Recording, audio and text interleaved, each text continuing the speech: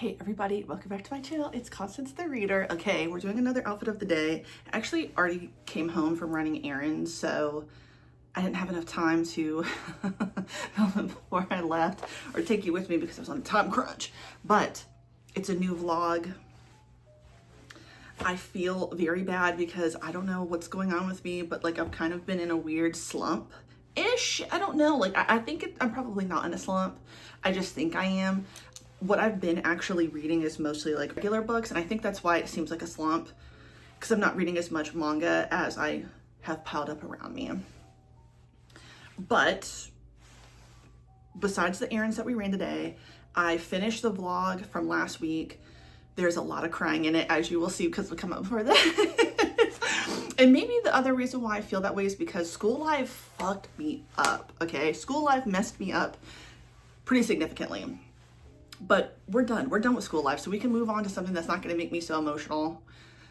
And that's what we're going to be doing with this vlog. But anyway, it's Monday. We're in for the rest of the day. Let's see what I ventured out into the world with. So I have the Halara like cargo pants. I like them. Looking pretty good. Yeah. I feel like the tree. Yeah. I have a little tiny mini tree. I love her. Bands as usual. This is a shirt from Artisan Bones. I'll take this jacket off, but we'll see it first. I actually got this for Black Friday. It's a Blackcraft. I have two other windbreakers by Blackcraft. It's just like a little seance on the back. There's just a little seance on the back with a hood. It's a windbreaker. I love them. The other windbreaker I have, dude, I don't remember when I bought that. I bought that a long time ago, but I love it. Okay, Artisan Bones. I actually don't know if I still have like a code with them. My husband is friends with Artisan, the creator basically of the company, and he was so nice. I think he gave me a discount code too that people could use. I think it was like See the Reader or Constance the Reader. I don't know if it still exists, but that was pretty cool, like 10% off. But this is a Kenpachi shirt. I love Kenpachi so much. It's got, I'm sorry, on this sleeve, I don't know what it says, girl, but it's there. The thing about Artisan is that all of his art is going to have like skeletons. You don't really see, so he has two different parts of the website. There's the one that is an actual like mascot character, and I don't remember her name. I'll get Devin to tell me all of her information, but she is like regular. She's not a skeletal being. But the other side of things, mostly the stuff that is like from an anime, it's gonna have some type of skeletal aspect to it. And as you can see, Kenpachi is like a full skeleton. Pretty much everything you get from him that is from the anime side of things will have that. And of course, personal fears, cyberspace, my rings, and my glasses from Firmu. Yeah, brother. So anyway, I'm overheated now that I'm in the house. Oh, girl, we got the drinks too. How to get my Frosty Fizz and my Dr. Drama. Look, I like soda. Yeah, it seems like I have a problem. Every single day I drink 40 ounces of water. So don't worry about me. I'm gonna be fine. I'm gonna be okay. We'll flush all this out eventually. But yes, I actually really do love soda. I think it's just delicious, girl. I really do. And I love a sugar-free. I love a sugar-free soda every now and then as well. I love a sugar-free, like a little Sprite Zero. Love that. A little Coke Zero, a little Pepsi. Well, actually, I just like Pepsi regular. But yeah, there you have it. But anyway, yeah, so while I'm standing here, I know I had said I'm making slow progress with deadline, but that's on purpose. I've read this before. Because I haven't read it in 10 years, it feels like it's completely new, but I'm not going to rush through this because I'm enjoying taking my time with it. What I started yesterday was Dead and Gondola by Anne Claire, a Christie Bookshop mystery. This I'm trying to read and finish before the end of the year because it was on my 10 before the end. it's really good. I actually really liked this cozy mystery so far because I love the fact that the sisters are like very close. I love Noodle Shop Mystery so much. And I haven't read a lot of like cozy mysteries that have like siblings in it that are both sisters, but Noodle Shop Mystery, I love that series, but the two sisters, they are kind of hot and cold with each other, and I can't relate to that. At this age, like, me and my sister are like this, okay? That's my best fucking friend. Here's my sister, obviously, and then like, like, my sister and best, like, they're on the same fucking level, okay? Like, I love my fucking sister, period, okay? So it's nice to read this book because the sisters are super close and they're like this. I enjoy that. And it's already starting. It's already heating up. I've slowed down on the entanglement of rival wizards, but they're about to fuck again, aren't they? Aren't they? Yep. Yes, they are. They're going back to Sebastian's house. But honestly, this has been fun. I don't have that much longer, though. Let's look. Let's look. Boodly beep boop boop beep. 324? Turn the page for a sneak. Ooh! Turn the page for a sneak peek at the second book in the Magic and Romance series. You see what I'm saying? Ooh, sports romance. Gets a Dungeons and Dragons makeover. Exactly. When a rogue, now a pro Raw Ball star, is forced into a fake PR relationship with a feisty fan favorite cheerleader in an effort to bring some much needed good press to him and his patron god. Ooh, that's cute. Again, I never get into the nitty gritty of things, or oftentimes read the synopsis, so that's news to me. And that's what I was hoping would happen if they did a sequel, because I really, really like his roommate slash friend. But anyway, it's 318 pages, it looks like, and I'm on 195, so I'm almost at 200 pages. That's really not that long. I could probably finish this by tomorrow if I really put my mind to it and try. Anything's possible, girl. And then I started listening to Mistletoe and Mr. Right on Hoopla. That is long. Okay, that was, I have the physical book over there, but it's kind of a trek to get to. I'll put the page count somewhere, but I remember on Hoopla, even though I listen to my books at 2 times the speed, like, it was like 12 hours of listen time. For a romance, I'm still excited for it, okay? It's actually going really well. It's very, very cute so far, and I like the fact that, I don't know, I like where it's going. I like what she's gonna have to do to try to win people over, but I assume that something is gonna have to change for her to be fully accepted into the community that the company that she works for, which is her family's company, is trying to take over the town. They've bought everything, so the company she works for, which is her family's company, I believe, they are the ones who don't really want her to stay down there, but she is trying to get to know more of the locals, become friends with people, and not have them resent her. But she's kind of taking it, I don't know. I really like where it's going. I really, really, really do. I like our main female character.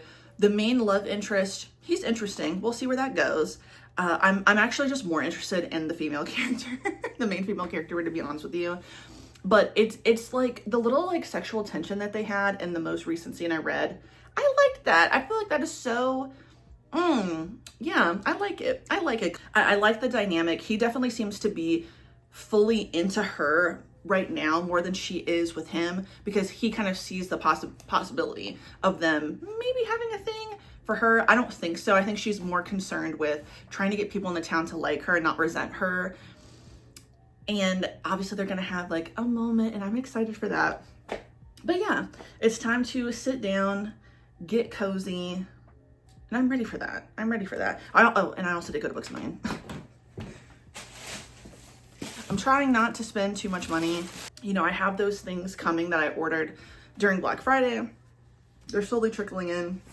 I think I'm waiting for, I don't know, like 4 things. And then after that, like 3 things are left based on when they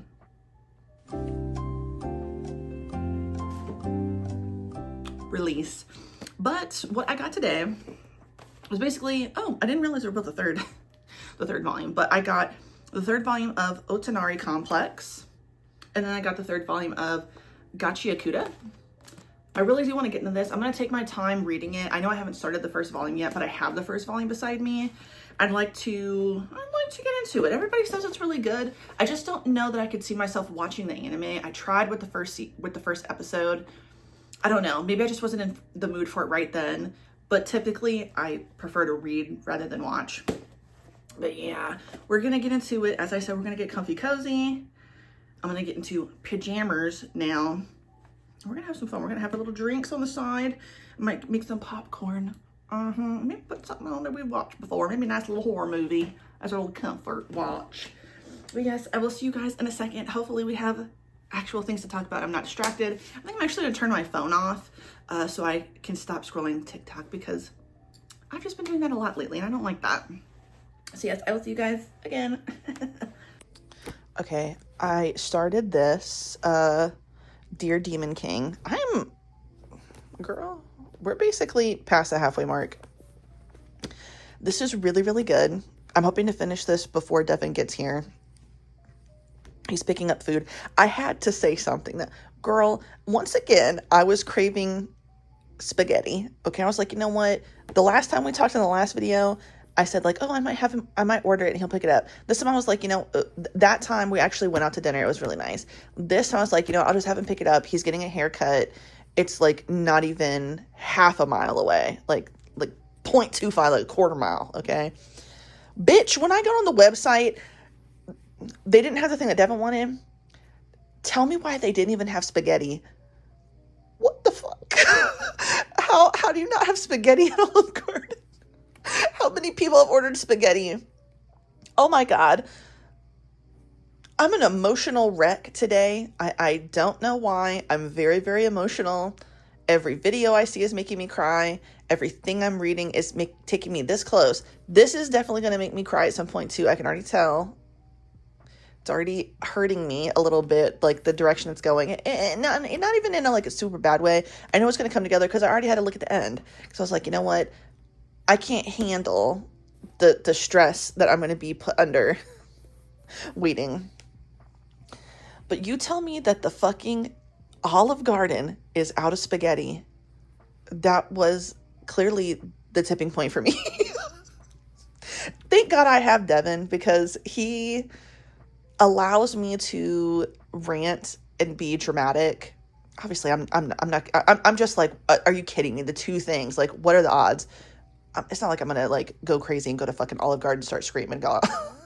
I'd rather just go to the grocery store and get the fucking ingredients for it, but then behave crazily. But Devin allows me to go on my dramatic, rant.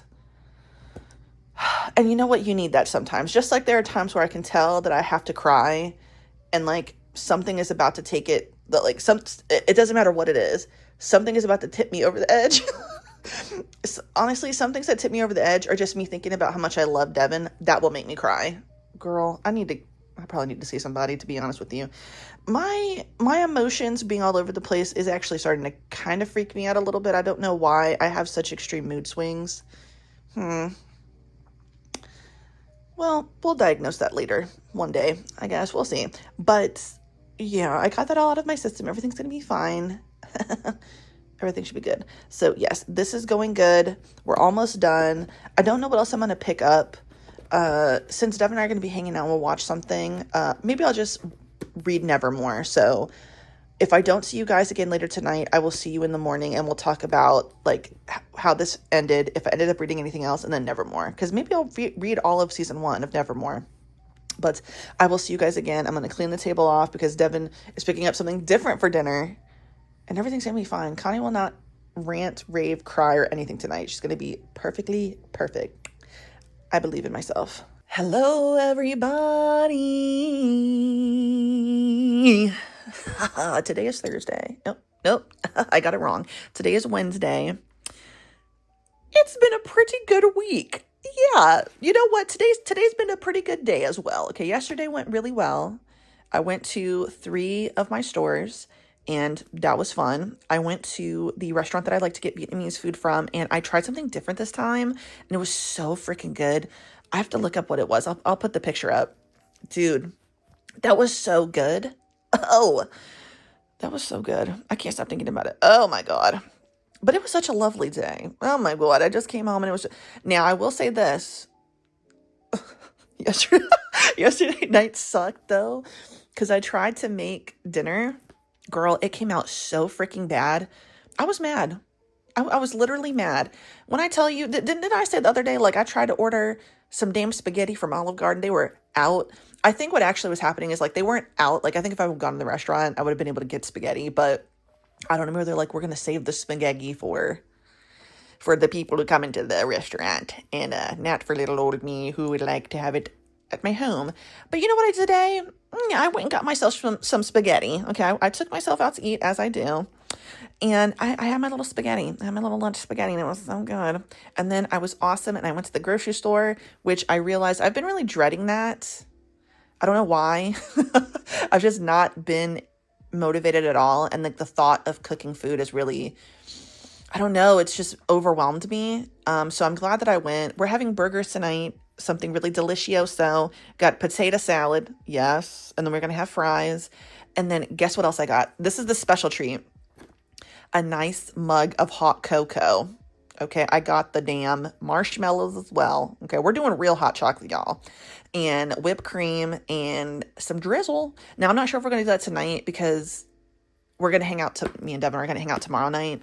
But, yes, I've got my excitement back. Yeah. I don't know what's been going on with me, but I've just not been feeling mentally well. I don't know why. I think I know why, but I need to get over it, I guess. And that's what we shall be doing. But wow. Okay. I just finished Dear Demon King. I wanted to read something that was not like ongoing. And this was so lovely. I loved this so much. Such a beautiful love story. Wow.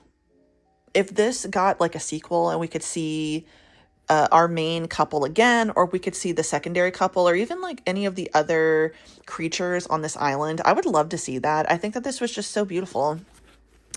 Okay. An island of gemstones and magical beasts float in the sky. On this island lives a kind and powerful demon king, Kogyoku. Some 40 years ago, Kogyoku used his magic to restore a stillborn griffin egg to life, and that griffin became his dearest companion, Topaz.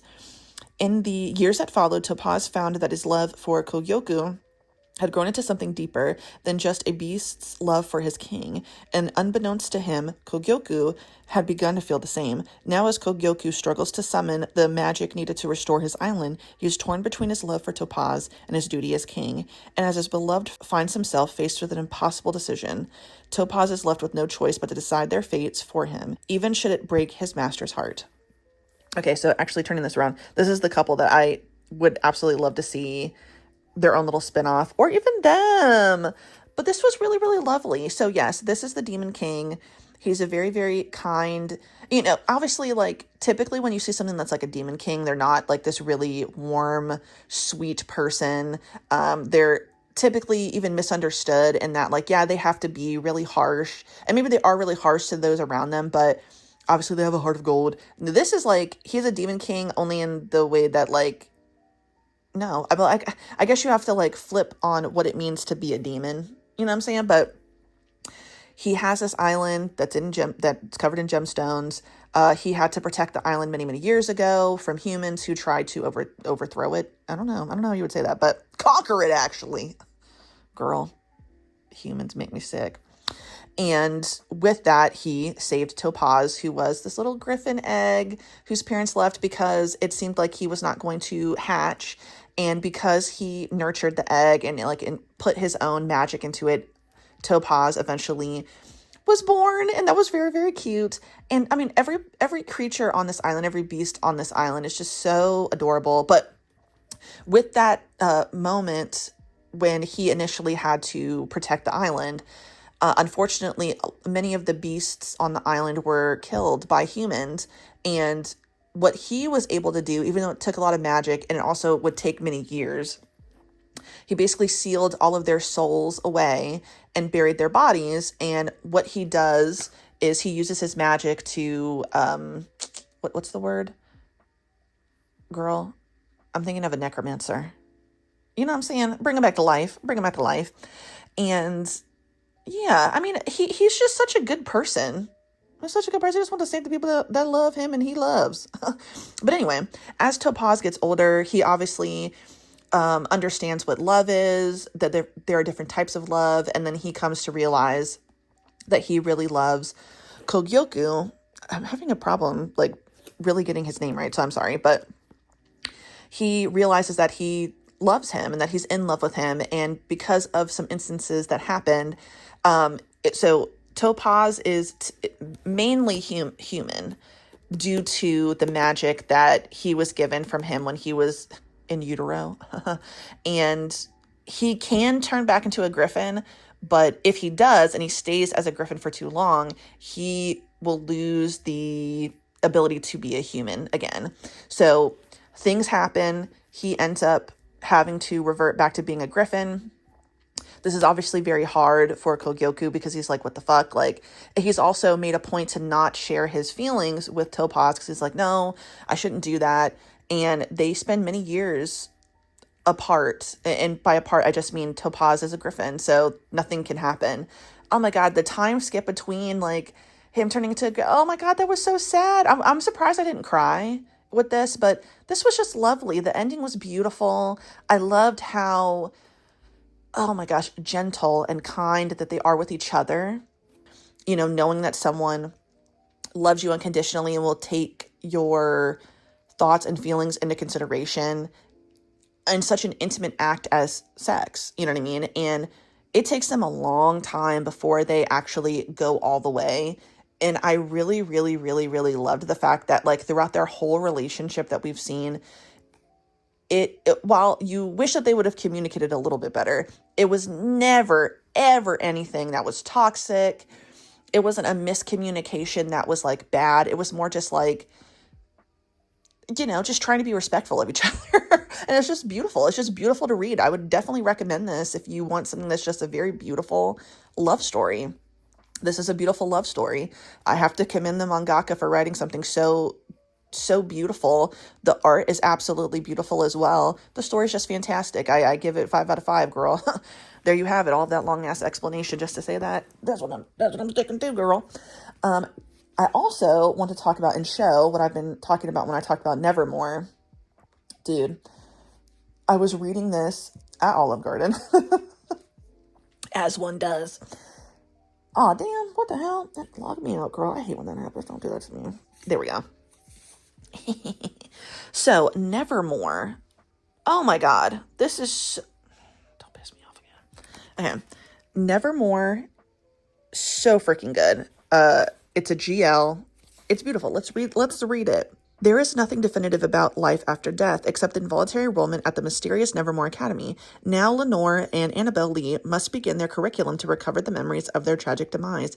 Between the dean's macabre demeanor and the telltale dangers of the final exams, both girls must learn to rely on another and their newly acquired ghost forms or specters, or not only graduate from this academy, but earn a second chance at life. This is absolutely beautiful so far. Season 1, I think, is pretty long, and I made it to episode 29. Not sure me. If I remember correctly, I think it was like in the hundreds almost. Yeah, 108 for season finale of season 1.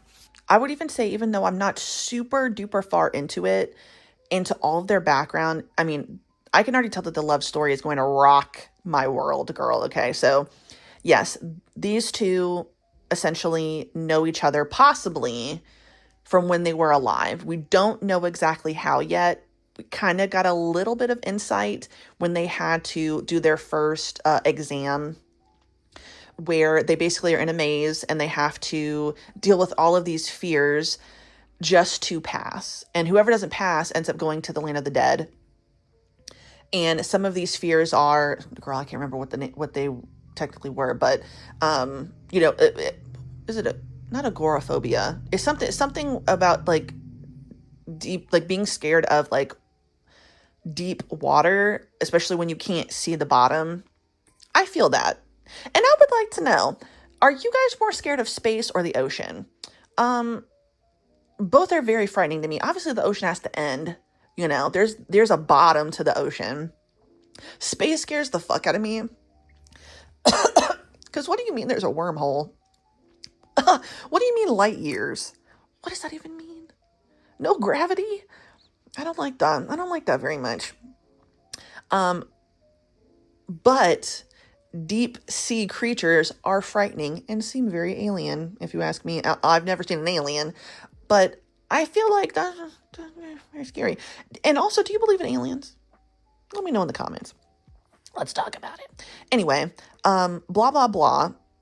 Yes, they have to deal with this trial and everything, so they have to go through all these fears. But a part of trying to get through this is you have to find your specter, right?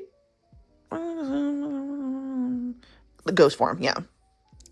Yeah, so it's directly tied to how you died. We find out that Annabelle Lee is a woman in white, and I think women in white are really interesting. My first introduction to any of that type of supernatural stuff was obviously Supernatural.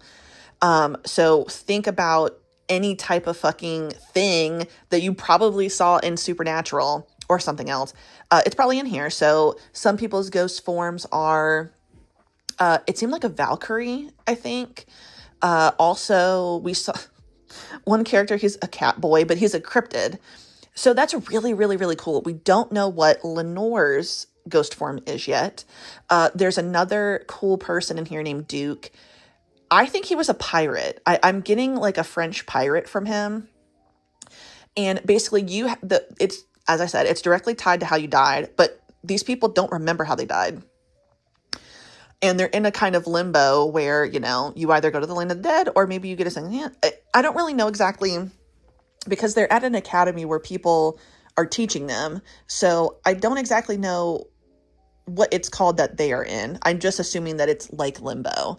Can you really be, reincarnated to live again? I don't know. So it's interesting. I'm really, really, really excited about where this is going to go.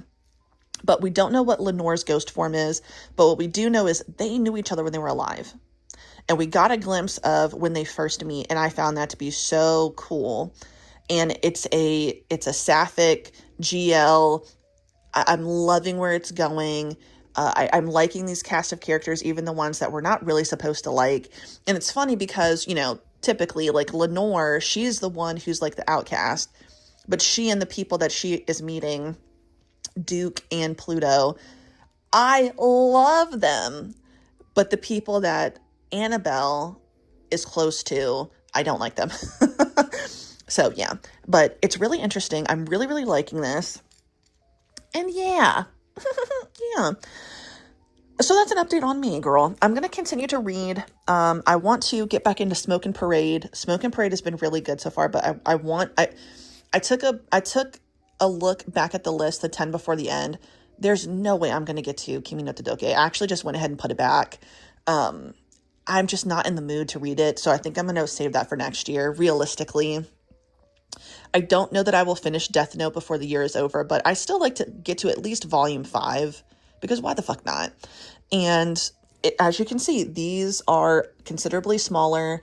I made the correct decision in putting a lot of stuff away, because I think that was overwhelming me too much, and I was starting to feel like, okay, I don't know what I want to read. There's just too many options, which, I mean, girl, look at the damn house. I got books everywhere. I got books in the fucking bag over there behind this plant. I got books over here still. But even that stack is gone. This stack is smaller. I mean, look at me. I'm doing good. But I want to at least get Smoke and Parade finished before the year is over. And I want to finish these books. The Entanglement of Rival Wizards has been good. Dead and Gondola has been really good. And Deadline, I was reading that yesterday, actually most of yesterday. It was just been so fun to get back into that story. I cannot recommend the Newsflash series Mira Grant feed. I cannot recommend that enough. Please, if you are going to read something next year, I think that you would really like that series. That's all I'm saying. But I did decide, okay, before the year's over, I want to finally finish Noragami. This is the final volume. This is the only volume I haven't read, and I would really like to end the year with Noragami. I've loved this series so much, and I mean, I was there waiting on release. So I think it's only right to read this and finish her. Yeah, so then I don't have to put that on my damn list. Because maybe next year I will want to reread this whole series. I don't know yet, but I might want to. So we'll see. But yes, it's 5:45. That was going to be getting off of work soon. So I'm probably going to dip really quick, start making some dinner. The burgers are going to be delicious. I already know. And then we'll talk again later because I will be reading some more. So yes, I'll talk to you guys later. Welcome back, everybody. Okay. I just wanted to show you guys what I'm going to be eating for lunch. I just got to my next door and I'm famished. Lord. I haven't eaten since I left the house. And I think I ate at 9. I think I ate at 9 in the morning. It's now 4 o'clock. That's pretty normal.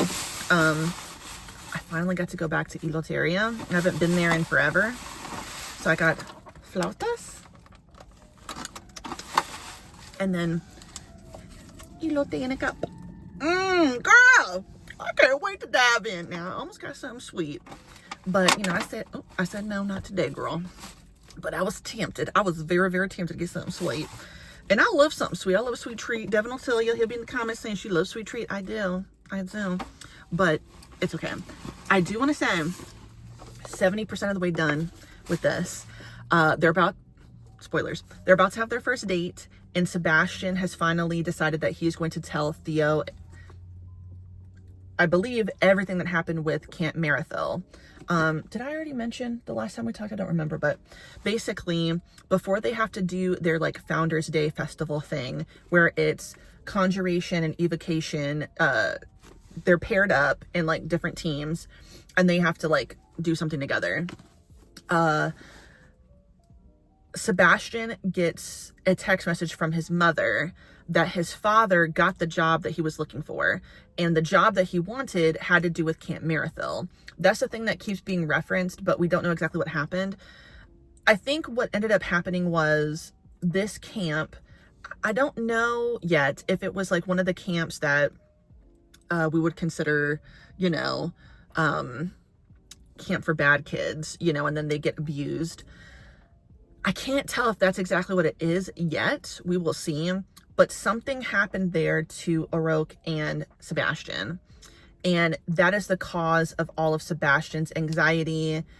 He clearly has some type of PTSD response to certain things. And he is really, really, really terrible at controlling his temper. He has the shortest fuse I've ever seen. And Theo is the one who is slowly cooling that fuse out, right? So finally, Sebastian is ready to talk about it. It'll be interesting though, because as I said, Theo has already kind of explained like he doesn't have anything to do with Camp Marathil. Obviously his family does. But I think he was saying most of the people in his family are like split down the middle. Like some people don't care about the abuses that happen there or abusing, I guess, children in general. And the other side, I think they're kind of more indifferent, to be honest with you. I don't think that they actually care. It seems like Theo and his mother were the only people that actually have any sort of like heart and empathy. It's scary, it's sad. Anyway, what's next? What ends up happening, Connie? Don't lose your train of thought. Oh, so Sebastian feels so betrayed by his father. It doesn't matter that he's pretty much estranged from his dad and he's on, I won't even say decent terms with his mother, but he's taking it like very personal. Like, how could you do that? How could you choose to be a part of this thing that did something clearly that affected him and Aroke? So I'm wondering if his dad will surprise Sebastian and not continue the same, I guess, abusive stuff that's going on there. That would be really interesting, and I would really like to see that. But we'll see. We'll see. At the end of the day, they're about to have their date, which is going to be very cute. They're obviously going to go on the way, which is what I would like to see. And yeah, and then we're almost done. I'm basically 70%. I updated my StoryGraph. I'm basically at the 70% mark. So I'm so excited. Sorry, the steering wheel's in the way. I apologize. You know, this thing, it's all in the wrong direction, but yeah. Oh, I will also say that I went ahead and I looked at, I wanted to see about the next book that we talked about like 2 whatever ago. the spinoff for Aroke. If it had a cover and if it had Aroke on the front, because I wanted to see what he looks like. He's half giant. I'm going to put the picture up. I'm excited to see it, but that's not what I was envisioning him looking like. I don't know why. It's not bad, but he does look like he's 37 in my opinion, but I'm gonna give it another look again. I'm gonna give it another look one more time. But I love the way Theo looks. Like, I think, oh my God. And then every time they're describing what Theo's wearing, he's mostly wearing all black. And then he has some type of harness on. I'm not one to strap myself up with harnesses, but I love the look. I love it. I support it. So I'm excited. Very, very excited, but it's so exciting. I can't wait, but I'm hungry. My stomach's about to growl something fierce, so I'll see you guys later. Guten Morgen, everyone. Hello. Okay, so today it's the next day. I am 3 chapters away from being done with The Entanglement of Rival Wizards. It's so good. I've been this close to crying several times. I've managed to keep myself together, so I'm proud of myself. I am proud of myself because I almost cried 2 other times watching a TikTok, so you almost got me, but I'm going to stay strong. Okay, a spoiler ahead. We finally found out exactly what happened at Camp Marathon, which was kind of what I thought, but not quite. So basically, Camp Marathon is a summer program where young people were sent there, and then they were going to be trained for military service. So obviously it wasn't like a camp for bad kids. That's just the way I was trying to like frame it, like abuse was happening. But it is and it's not like that. The abuse was brutal, and like what you often hear about happening in those kind of like, oh, we're going to rehab these kids who are bad. Girl, them kids, I mean, well, no. Girl, the kids don't need to be abused. Okay, they need to be spoken to. They need to be understood. Who am I? But basically, there's 4 levels that you get into, right? For training purposes. But the year that that's not him. Sebastian and Aroke go, there's a special 5th level that no one's ever heard of, and it was purposefully created to do something that was against like everything that you're supposed to do when it comes to magic and like war. So basically war crimes, setting people up for war crimes, all right? And after the first summer, Sebastian and Aroke, they try to explain what's going on. Sebastian's parents don't believe him. His father especially is like, you're lying, don't make up stories, because there's never been a 5th level. And outside of like this group, yeah, there has never been a 5th level apparently, but it exists now. The second month comes, the second summer comes, it's even worse. You know, they're starving them. And I think, okay, I meant to say this before. I think it's really interesting. You'd think that like, obviously it's, you know, fantasy. We've got elvish, half elvish. We've got freaking basilisks and dragons and I mean magic in general, wizards and shit.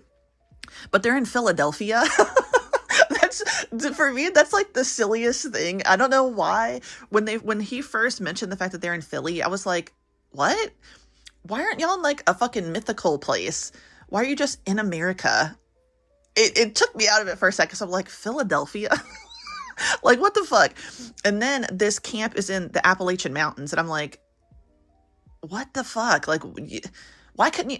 This is not me being mean. I'm just thinking like, it's just funny that of all the things that are going on, they're in Philadelphia, Pennsylvania, and then in the Appalachian Mountains. And you're like, okay, girl.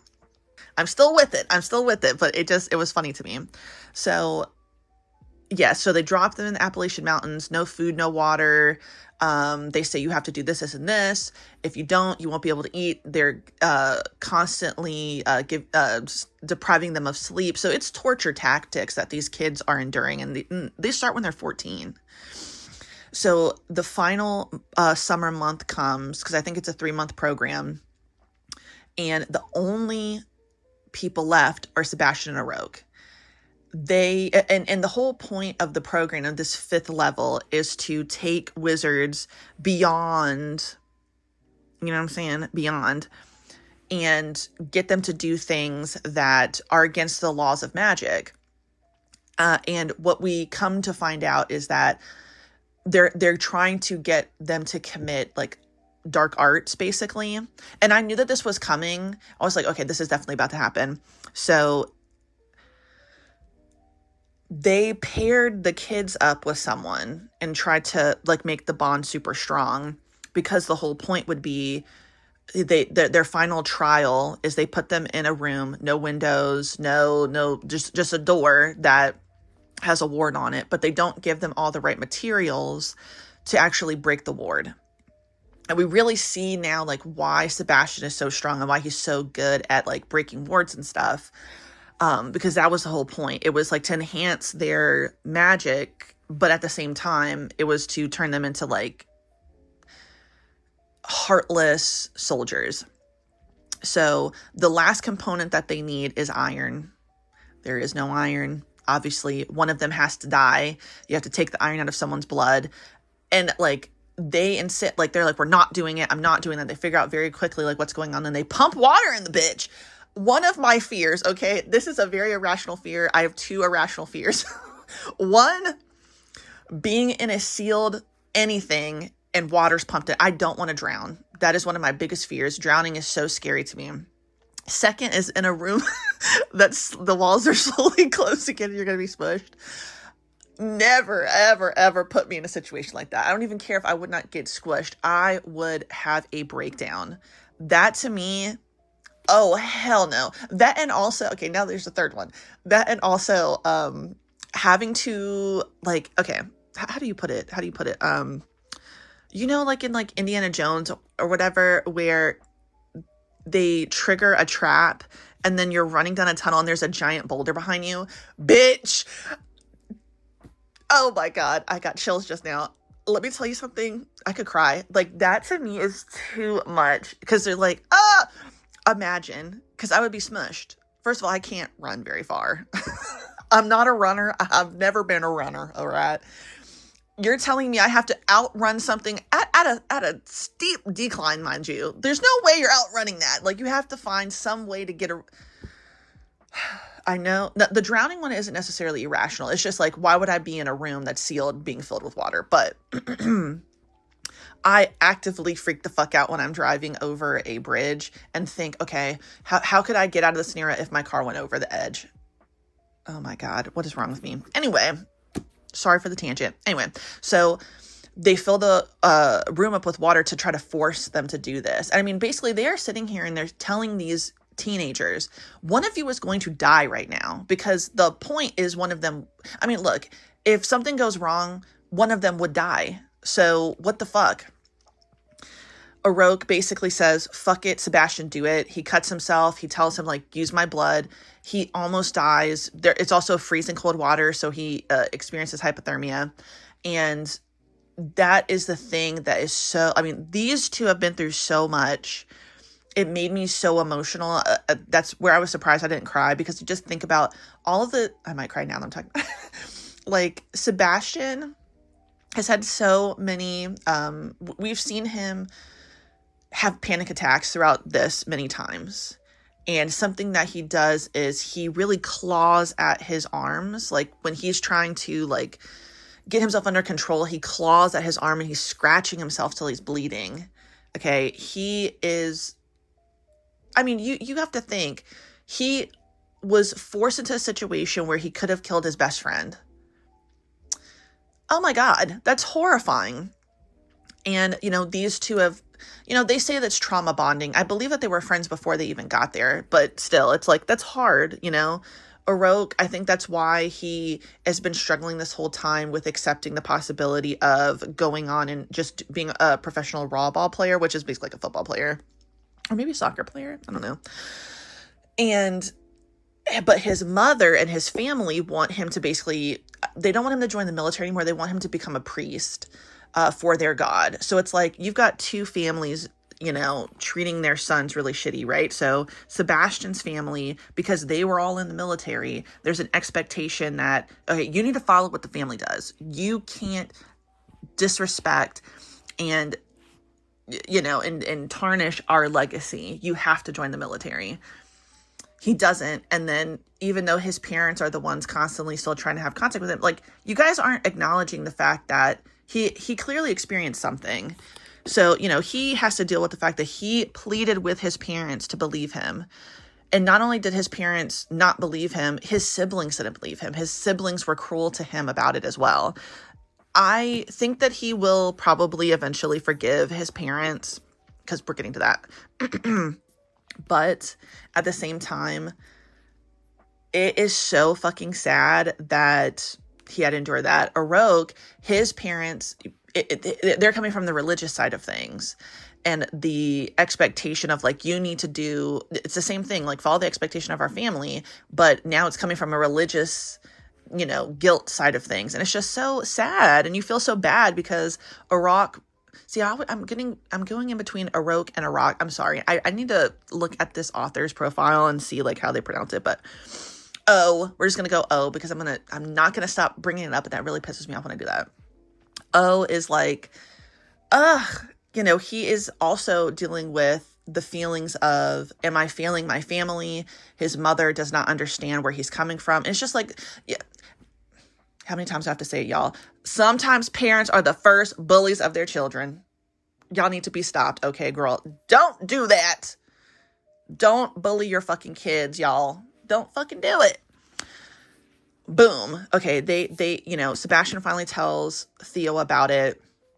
I mean, it's such a heartbreaking, like, moment. Like, it's already such a heartbreaking story and experience that he would have had to go through. But it's also, you are reading it as he's pacing back and forth, clearly, like, unraveling and, just suffering, and then scared that Theo won't believe him. Theo instantly believes him. He wants to help him. He wants to take down his own family members who did that to him. So it's just like, this book is so great because I love them. I love that they finally got their shit together, mainly Sebastian. I love that they finally got their shit together to be there for each other. Sebastian, yes, he has O, but they both experience it together. You know what I mean? When you get to tell someone outside of the person you had the experience with, I think it can also be a bit healing. You know what I mean? And because anybody that he's ever told didn't believe him, and now he's finally getting believed, it's like, but then on the flip side, Theo, we find out that, his family, basically his dad's side of the family, like, he has no friends. He has no relationships with anybody. The only person that he has trusted and felt comfortable around is his mother. And unfortunately, his mother is hospitalized due to the pressure that his father's side of the family put on her. So now with Sebastian, he's finally able to have a real relationship with someone. His family either decided, this person isn't good enough to be around you, so they maybe bribed that person to leave or scared them off. Other people were bribed to be his friend, to keep an eye on him. So he is always not, like, he can't trust anybody. And now he can finally trust Sebastian. So I'm really hoping, because we're only I'm on chapter 17, and I only have 3 chapters left. And I don't want them to have, like, a moment, you know what I mean? Like, that final act, like, misunderstood. Like, I want everything to go well. I really, really do. Please don't steer me wrong. But the last thing I just read, and why I mentioned, like, will he forgive his parents, which I think that he eventually will. So, as I mentioned last time, his dad got the position at Camp Marathon as the director. When he is telling Theo about everything, he's like, I don't remember if he says it to Theo or if he's just thinking it. It might have been both, but he's like, you know what? I'm glad that my dad got this position because he will have access to records that, the public didn't. It was a secret thing. And unfortunately, the parents weren't necessarily entitled to know this information because of a waiver that they signed. So it's like, I'm glad my dad's going to be the director because he might be able to see what happened to me. And then he's going to have to deal with the fact that he didn't believe me. And it's been 6 years of me, having experienced this thing and my parents not listening. So time has progressed. We're in the spring now. And his parents show up at his house. They're devastated. You know what happened. His father found out what happened. And Sebastian, it's tough, right? Like, how do you feel? Like, I think I would feel relieved.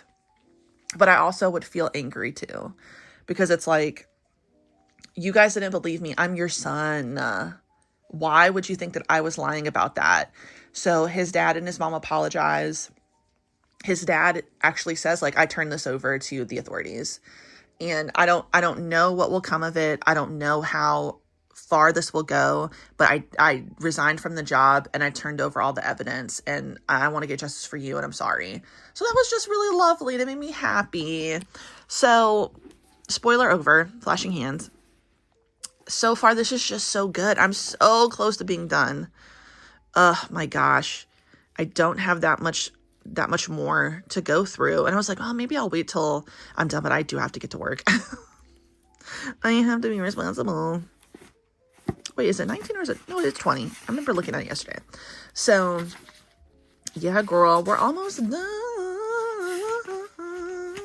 And I just want them to live happily ever after. Yeah, okay, yeah, 4 years later, so we get a bit of a time skip. So really, 17, 18, 19. Oh, actually. Oh, girl, y'all hear my dishwasher making all that gurgling noise? Yep. But anyway, yeah, I'm going to start getting ready for work. Obviously, I'm taking this book with me, and we will be reading more. I also listened to more of Mistletoe and Mr. Right last night. I'm still really liking that book, even though it's kind of slow going because it is such a longer romance. What the fuck is her name? The main female character. It's not Claire, is it? Is it Claire? Zoe is her friend. I'll figure it out. Rick is the dude who's her love interest, though. I do remember his name. I'm really liking it so far, and it makes me kind of sad, but in like a way, because, you know, our main female character, she's from a wealthy family, and they clearly don't have like a loving, you know, relationship. A lot of it seems also kind of transactional in a way, and she expresses how, like, why she's taking this so seriously, being in this small, like, resort skiing town, snowy town, whatever, is that, you know, of all the places that she vacationed with her family, obviously they're wealthy. When they ended up in this little like ski resort town where it was not this cold and cold in terms of like, okay, you know how rich people are. There's no warmth when it comes to a lot of like rich establishments. And I will say that, okay, look at the Kardashians house, y'all. They don't got nothing going on in there. There's no personality. There's no warmth. There's no love. It's very sterile. You know, our main female character, because she comes from a world of no real connection, no real warmth, no real love, money, look at me, look at what I have. She comes to this little town where it's a small, close-knit community. She becomes friends with these other kids that are there, and she actually finally gets a normal experience as a young person. And that is why she's taking it so seriously, to make sure that she gets the people who live in this community. Like, she's making a point to employ every single person in this community in some way involved in this condominium thing and whatever else. That's what she wants to do. She does not want to leave these people high and dry, throw money at them, and be like, oh, well, you got money, so you just kind of figure it out. Girl, that's not even half the damn thing, okay? You can, you know, if a huge company gave me money right now to sell my house, that only works if that's only going to be okay if there's another house for me to move into. You know what I'm saying? Like, you can have all the money and then not have a way to then go to the next step. These corporations have no heart. They have no soul. Okay. Anyway, enough of my anti-capitalist tangent. But Mistletoe and Mr. Right is really, really cute. And I really think that it's either going to turn into a situation where our main female character, they don't end up going through with it, or they do, and it actually works out for the town more than it works out for her family's company. And at the end of the day, that's what she wants, what's best for the town. And she's just working tirelessly to get these people to understand, I love this place and I love you guys. Even though you guys are giving me a hard time, I want you guys to have the best outcome in this. I want to bring vitality back into this area. you know, she makes the point, like, you know, there's a lot of things that you guys don't have. It doesn't have to be this huge, you know, it doesn't have to be a Starbucks, but there's nothing else that's really going to bring anybody. So it's like, I think she's trying to find ways as well to make things go well for people. So Rick, he owns a bar. It's not doing really well. It's also in really bad shape. I can't remember what she asks him, but she kind of, I think, gives them the ability to think about, like, if you could do something different, what would it be? Like, she's actually a really, really good person I'm seeing. And I'm yeah. But anyway, enough of that. I said I was going to start getting ready for work, and look at me just going on a tangent. Ugh, we'll see if this stays. I get sick of listening to myself ramble. But Entanglement of Ravel Wizards, you're good. I feel like you will be 5 stars. I really, really do. I'm feeling like 5 stars. I don't know. But it makes me even more excited now to read the spinoff, because I need O to have a really, really, really good relationship with someone. I want that so much. I think what I remember reading was O is in like a PR relationship with another like celebrity. And I don't mind that. And the last thing, I almost didn't say it, when they finally had sex, oh my God.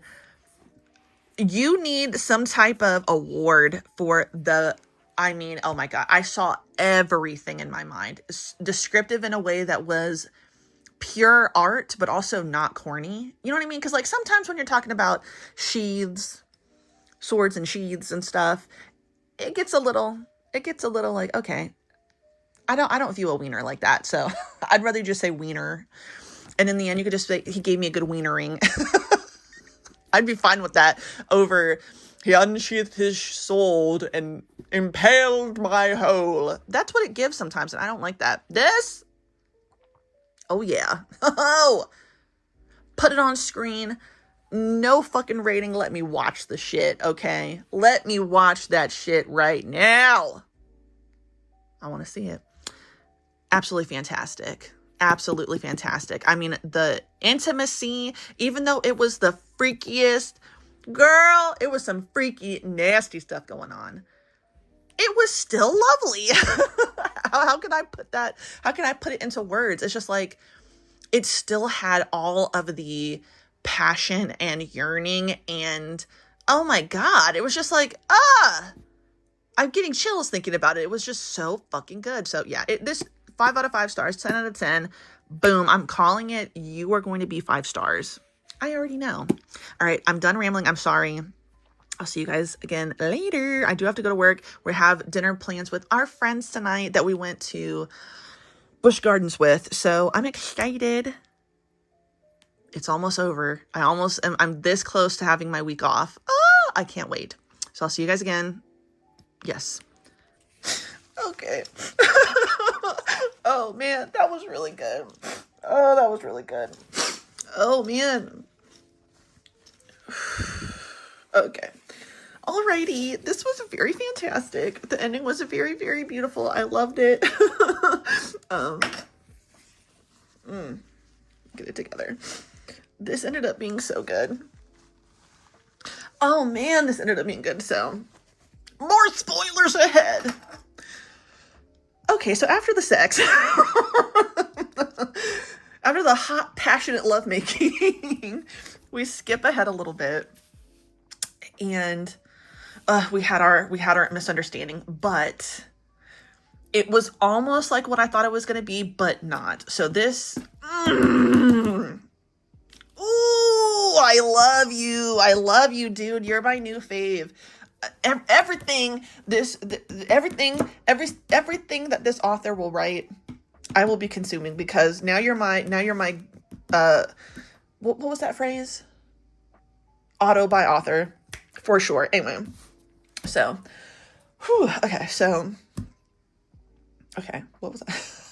What was I gonna say? Okay, after the passionate, hot, sexy lovemaking, time continues to go on, but that's when Sebastian, oh my God, I almost forgot. Okay, so Sebastian decides that he wants to work on what Theo's mom was working on that ended her up in the hospital. And basically it's part of what his research was for the grant. So he was trying to find a way to, okay, so basically his mom was trying to do something and her spell rebounded to her. And that's why she is the way she is right now, unfortunately. He was trying to find a way to, I guess, disconnect you from the conjured object or something like that. So what Sebastian figured out is that you could basically, oh, what did he do? I only remember what Theo said, but basically his solution has always been, he wants to find ways to work with magic that protects and helps people. He doesn't want to release into the world anything that could be manipulated in a way to hurt wizards or other people, obviously because of what happened to him in Camp Mirathol. When he explains it to Theo, Theo's like, oh my God, you did it. But what if we took it further? And instead of you just, I don't know, I guess what he was trying to do was like parcel the magic over several different objects. But Theo was, you could parcel it amongst different people. And while he's not wrong, the problem is, and Sebastian obviously clocks it very quickly, he's like, okay, but what's going to stop people like the people in your family? Yes, this would work if everybody is a willing participant, much like what happened in Camp Mirathol. Basically, what happened with him and O was, well, it just makes sense that O or Sebastian, didn't matter which one, would consent to being a sacrifice, basically. But no, I didn't consent to be a sacrifice when you're putting me in a life or death situation. That my choice is not really a choice, right?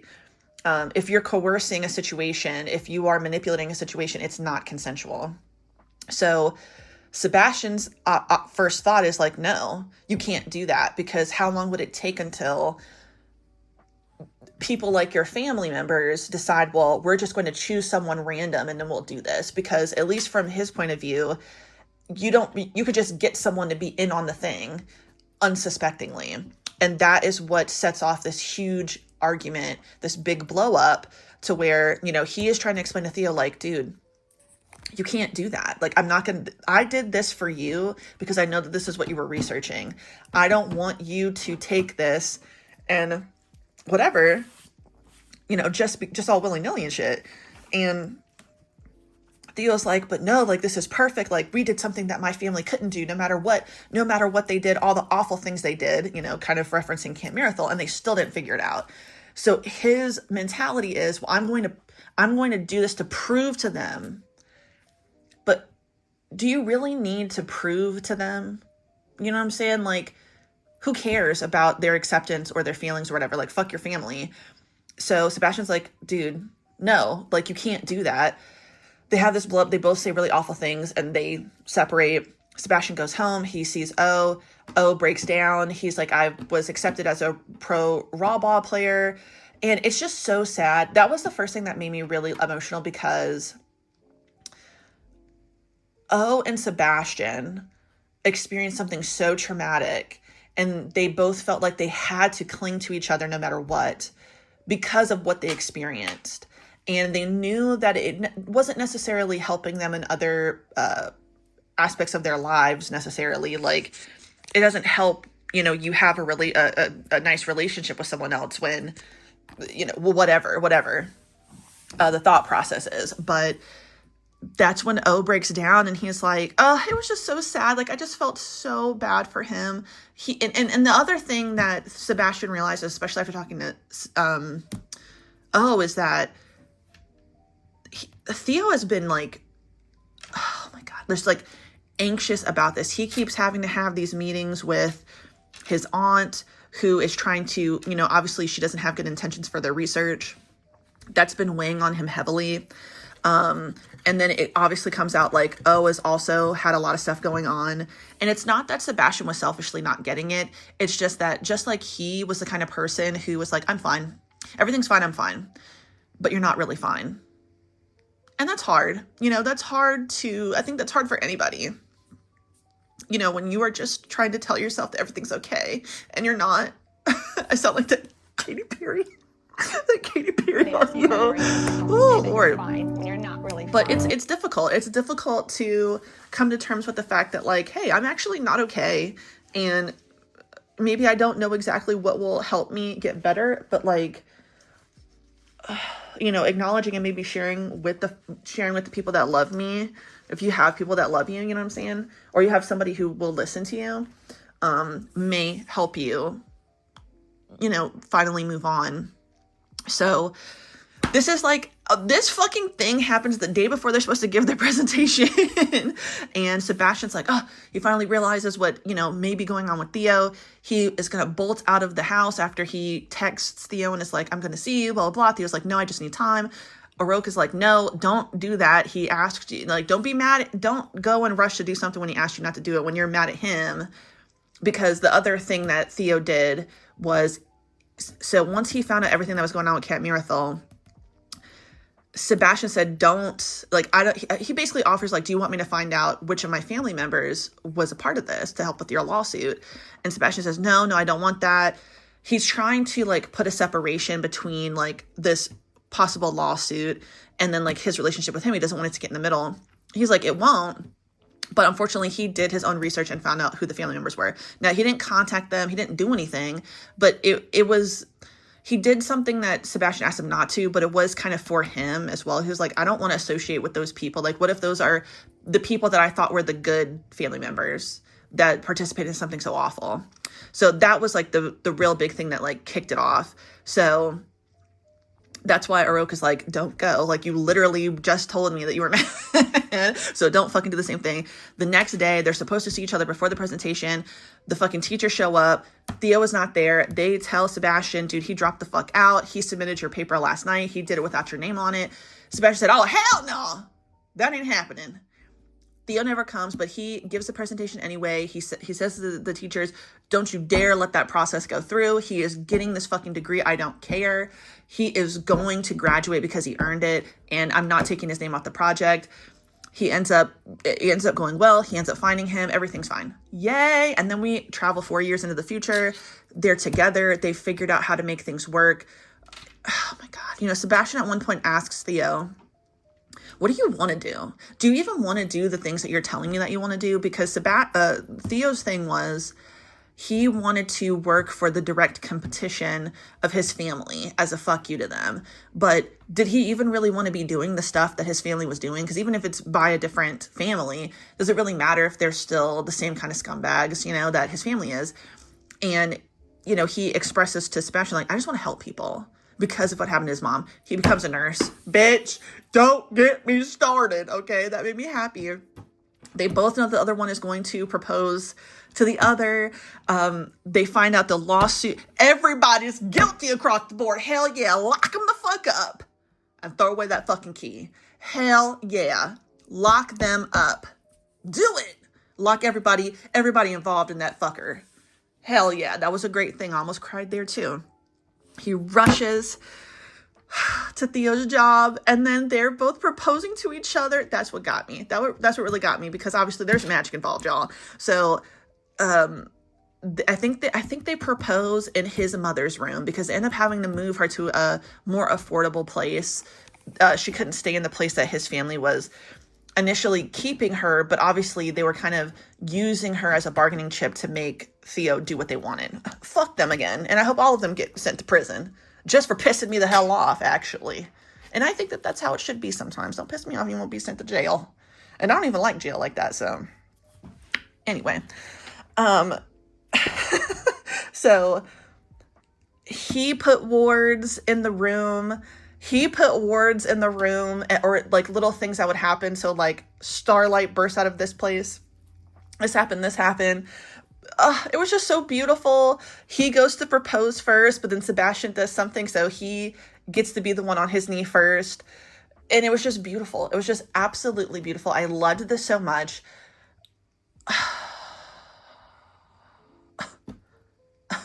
I mean, are you kidding me? This was a fucking masterpiece in my mind. I haven't read like a romance in a minute, like a novel style. Bitch. So good. 1,000 times yes. I love it. You've done it again, and I'm obsessed with you. 10 out of 10. Oh my God, I don't even know what to say. I'm out of breath. This was fantastic. 1,000 stars. So fucking good. And now we're going to move on to other things. I'm going to write like an actually like really good review on this because I don't want to fucking forget anything. It was so, well, I guess I won't. I would just be able to look back at this video. Video book review diary. but yeah, we're loving this, and I would highly recommend this. So fucking good. Oh my God, this was fantastic. Okay. Yes, we're moving on. I'll stop rambling. I'm going to finish my drink, and then we're going to get on to something different. I think I want to pivot back to manga for a minute, but we'll see. We'll see what I'm in the mood for, but this was good. This was just absolutely fantastic.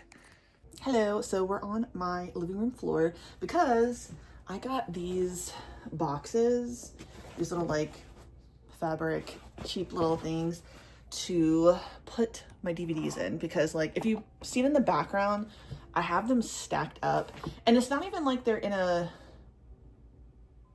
shitty thing, you know, like in a shitty setup, but they're not looking okay. So I figured, you know what, let's do something a little bit more organized. We got the pink lights on the Christmas tree. I'm doing this really quick before I have to start getting ready for the dinner that we have. But I figured we'd get into it. Why not? So I'm kind of separating things into, this one is like cute family movies. I'm going to do a comedy one, a horror one, and then like a drama thriller one, which I don't think that The Invisible Man is like, would be considered horror. I think it's more thriller. So like thriller drama will be this, what's going on here.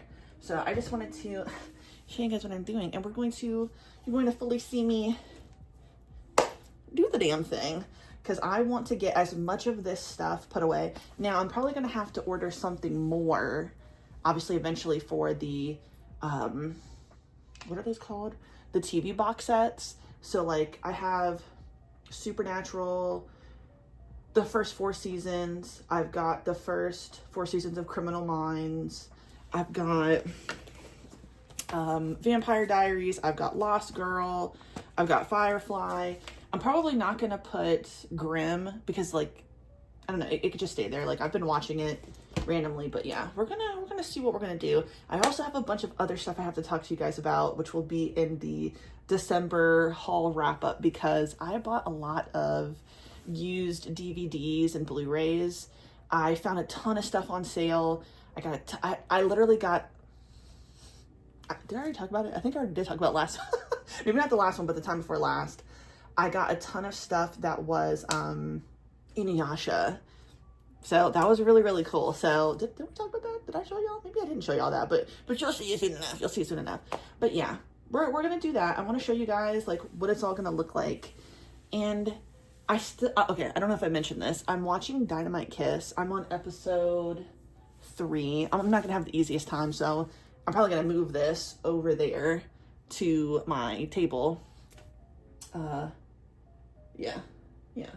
We'll do that. We'll see what we can do.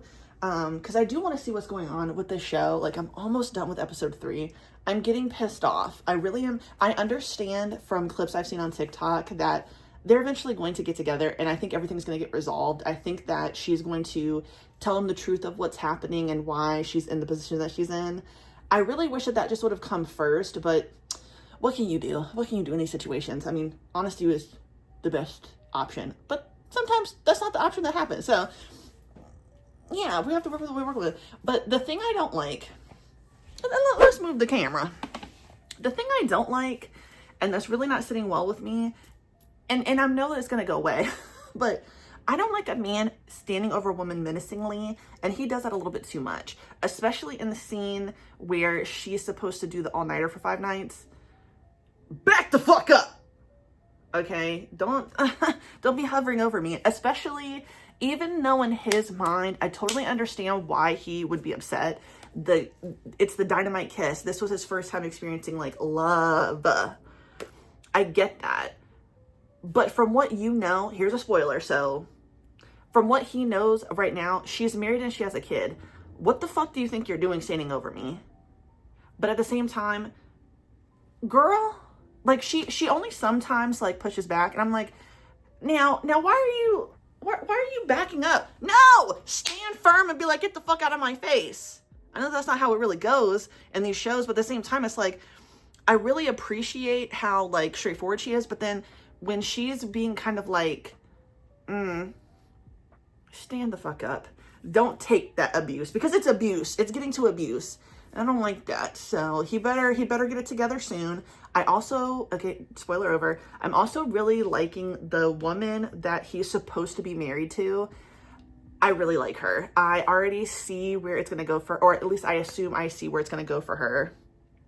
And I want that for her. I really do. I think that she just seems like a lover girl, and she genuinely wants to experience love.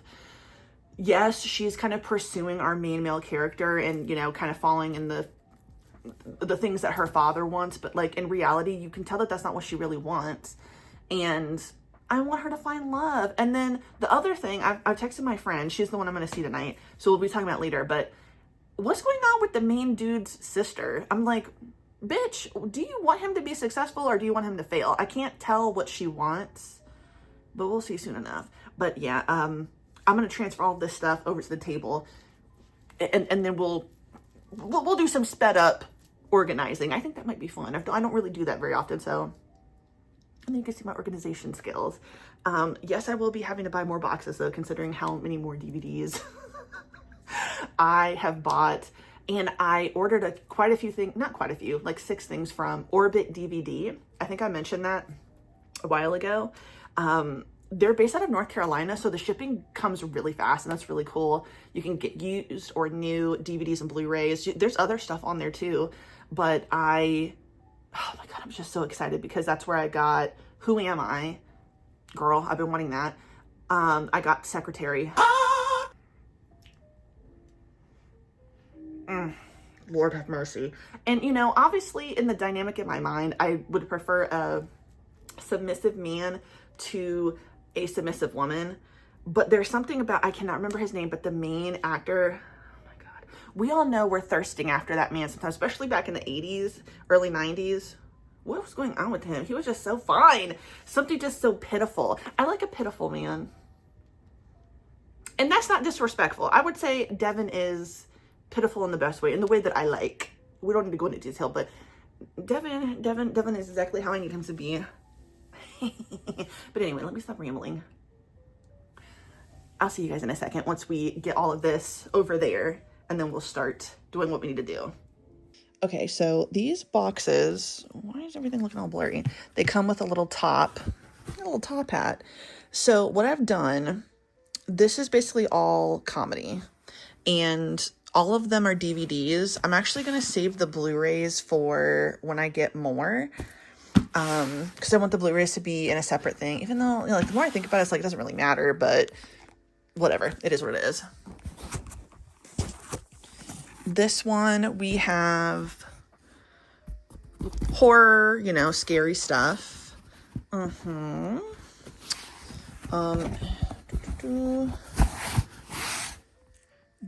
what's this one?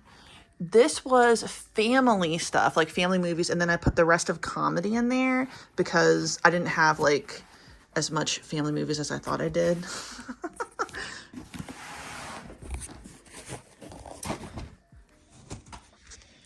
And then last is that, like, drama, action thriller box. And then this is what is left of this first pile of stuff. So as you can see, we've got some Blu-rays up top that I'm going to find a different, I'm going to figure out a different situation for that. And then pretty much everything else over there are Blu-rays and box sets. So now I'm going to do, which I'm not going to show because it'd be too cramped. I'm going to open that little door up. That is where some of my other DVDs and Blu-rays are. So we'll see what I have. I'll start organizing some things a little bit better. And then I'll figure out what I want to do with these. I'm not sure where I'm going to put these yet. Since they're easy to kind of like move out of the way, I might just put them back where everything was. Since it'll technically be out of the way.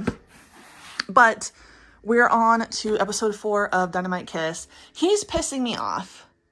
I'm trying to give a fuck with him, but his behavior really, really, really sets me off and is a turn off, because it's like, why are you treating her like this?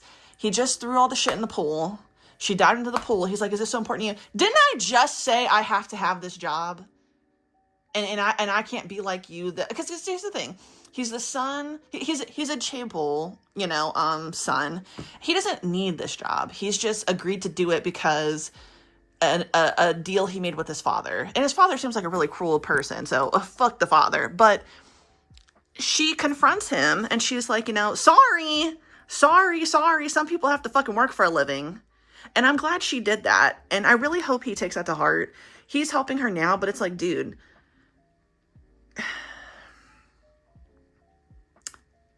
move on. It's like, I get it, but at the same time, you're being cruel and this is not professional. And I understand. I mean, because not only that, like, that this, like, team is being treated like a joke. But these are women with children. And it just, the lack of any kind of care and empathy that him and his family have for these women, considering the dynamic that is going on with his mother, by the way, okay? Part of the reason why he's doing this in the first place is to protect his mother. And you're treating these mothers like shit. Now, granted, she's not a mom, but that's not the point. You think that she has a kid. You think that she's married, and you're disrespecting her like this. And then in turn, you're disrespecting these women. So I'm just waiting for her to just finally come clean. Obviously, that's going to have to happen, because I've seen clips of what comes later. But, like, I'm not liking it. I'm not liking it. It's pissing me off. It is, but I got to get back to this really quickly and then start getting ready for the dinner. So you'll see me again. Good morning, everyone. Okay, so today is Sunday. It's the last day before I have my week off. So I'm going to go to work in a second. We are also hanging out with our friends, Toria and Dennis. So we will talk a little bit later. But the last time I talked to you guys, we were going to dinner with my other friends. It was really nice. It was a really great dinner. Yesterday was uneventful, yesterday being Saturday, and today it's going to be another jam-packed day. I'm really excited for next week because my sister's coming. I can't wait to hang out with my sister. I can't wait.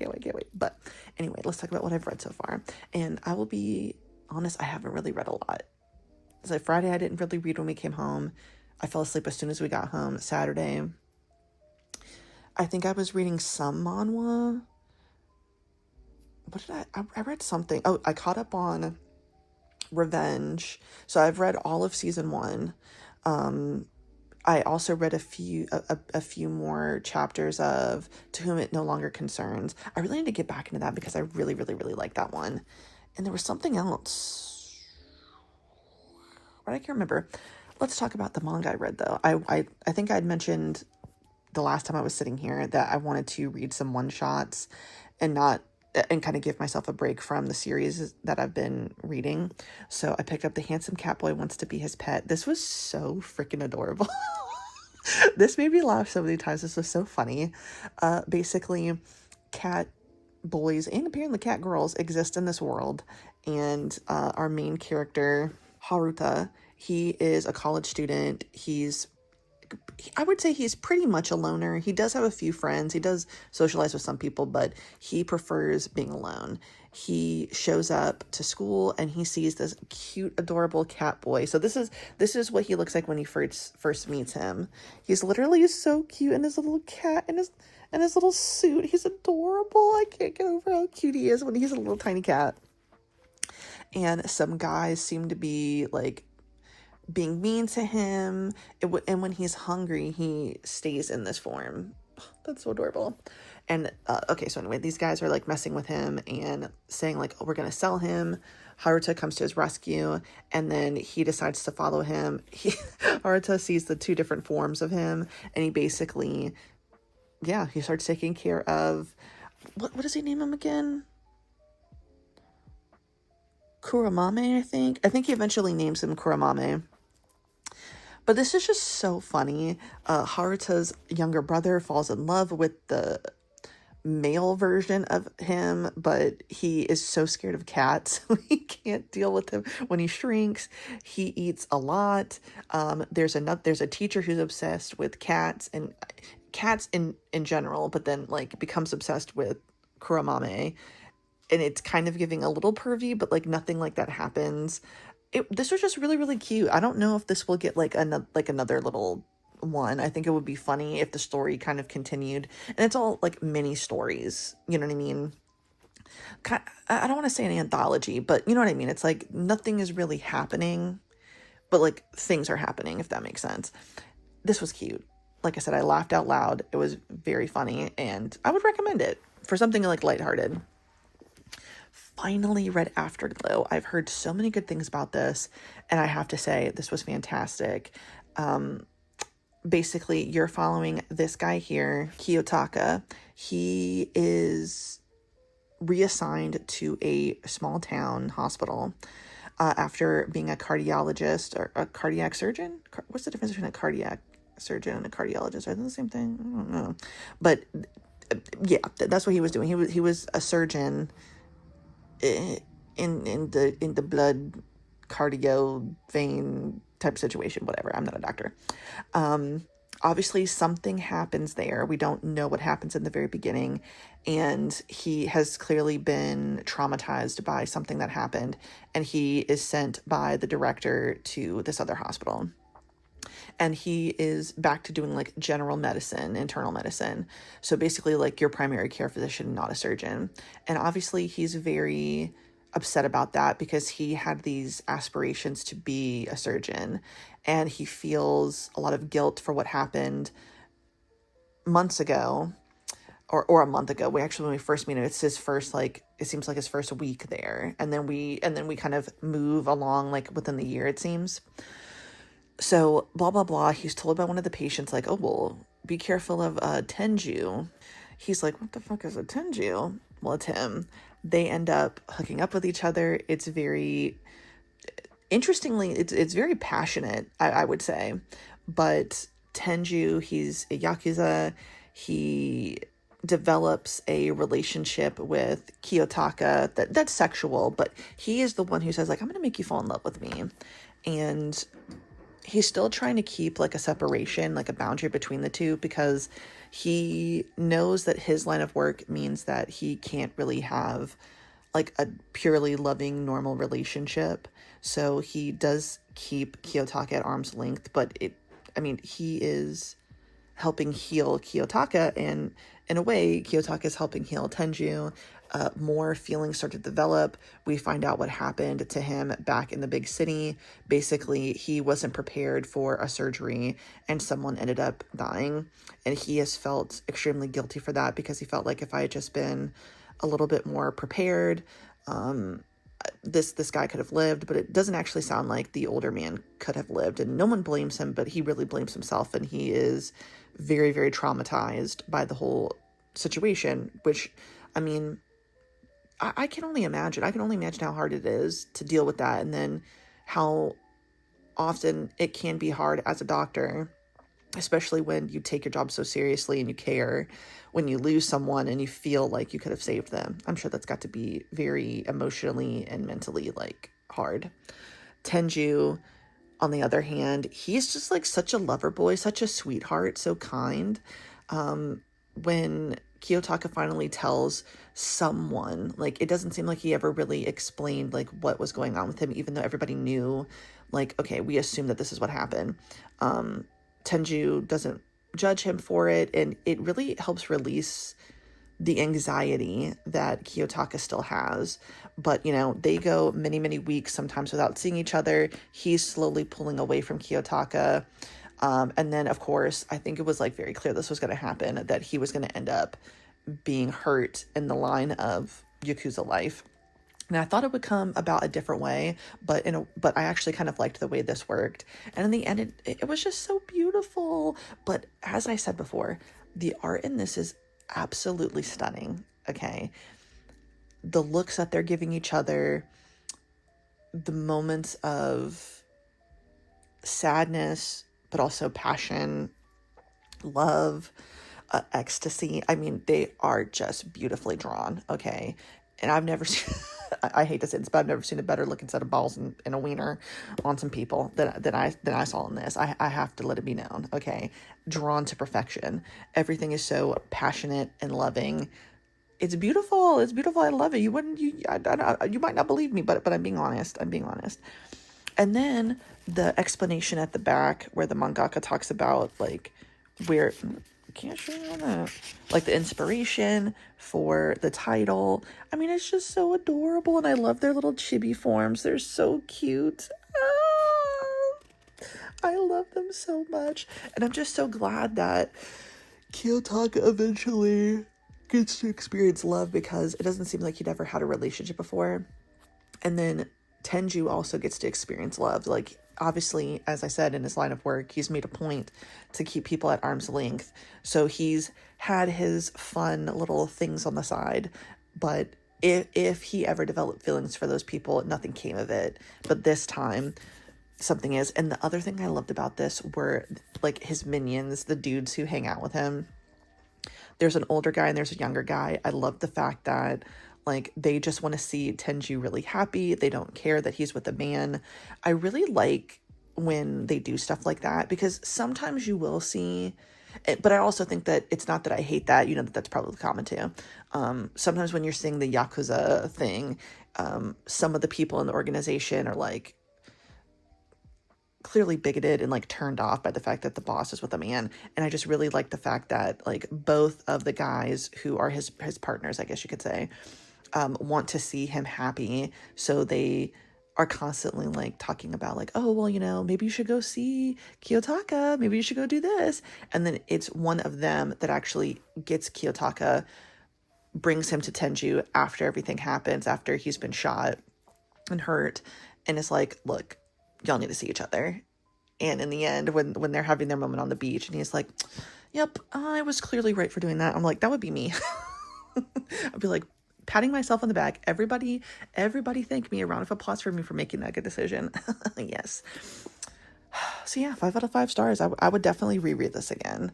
And now it's like, I want to find a way to display this one, because I still have one of the Manga Guardian things. Ooh, I might be able to put this one for rating, because she's cute. I love his sunglasses. Oh my god. Like, imagine though if this was a live action. Oh my god. I would die. It would be so good. But anyway, some other things. I don't know if I'm gonna keep reading my BLs or anything, but if I'm going to read any from this pack, from this stack, it's gonna be these 3, because they're just one and done. I'm trying to give myself a palate cleanser from getting back, and I need to get back into Smoke and Parade, because of the things that I have on my list, I feel fairly confident that I can get the regular books read. I don't know that I'm going to get all of the manga read, but I feel pretty good that I can get Smoke and Parade done, because it's 10 volumes. I know I said I really wanted to get into Death Note, but for some reason I'm stalled on it, so I'm going to be fair to myself. I'm going to read Smoke and Parade, but anything else that I have, like, pulled around me, I might allow myself to read if I'm if I'm keeping good pace with Smoke and Parade. But yes, it's time for me to head out. I will be back. We will talk later. We'll have fun with my friends, and we're going to play board games and have lunch. It's going to be a nice little day. But I'll see you guys again.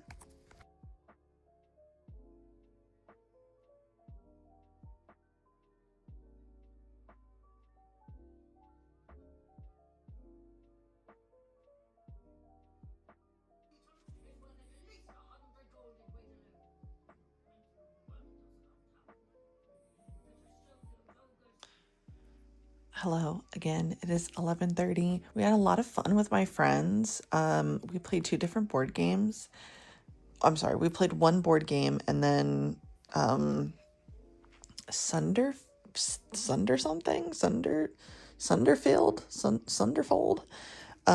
which was a game on the PC that we hooked up to the TV, and you think of it kind of like Jackbox Party, but it's like an RPG, and it was really, really fun. I definitely would like to play that again, but I'm definitely exhausted. I'm also very hungry. Obviously, I'm a little hungry, so I'd like to snack, but I'm scared that I'm going to fall asleep soon, so let's talk about this first, okay? Dude, I decided to read It Takes More Than a Pretty Face to Fall in Love. I have the first 3 volumes. This is so cute. I, too, can relate to the main female character because I, too, unfortunately find men attractive, hot even. I have my moments. Yes, I have my moments of going a little feral when I see a very, very fine, fine man on TikTok. Jesus Lord. Don't even get me started because this, I think I got introduced to ATEEZ. Is that the K-pop band? The one dude? Yeah.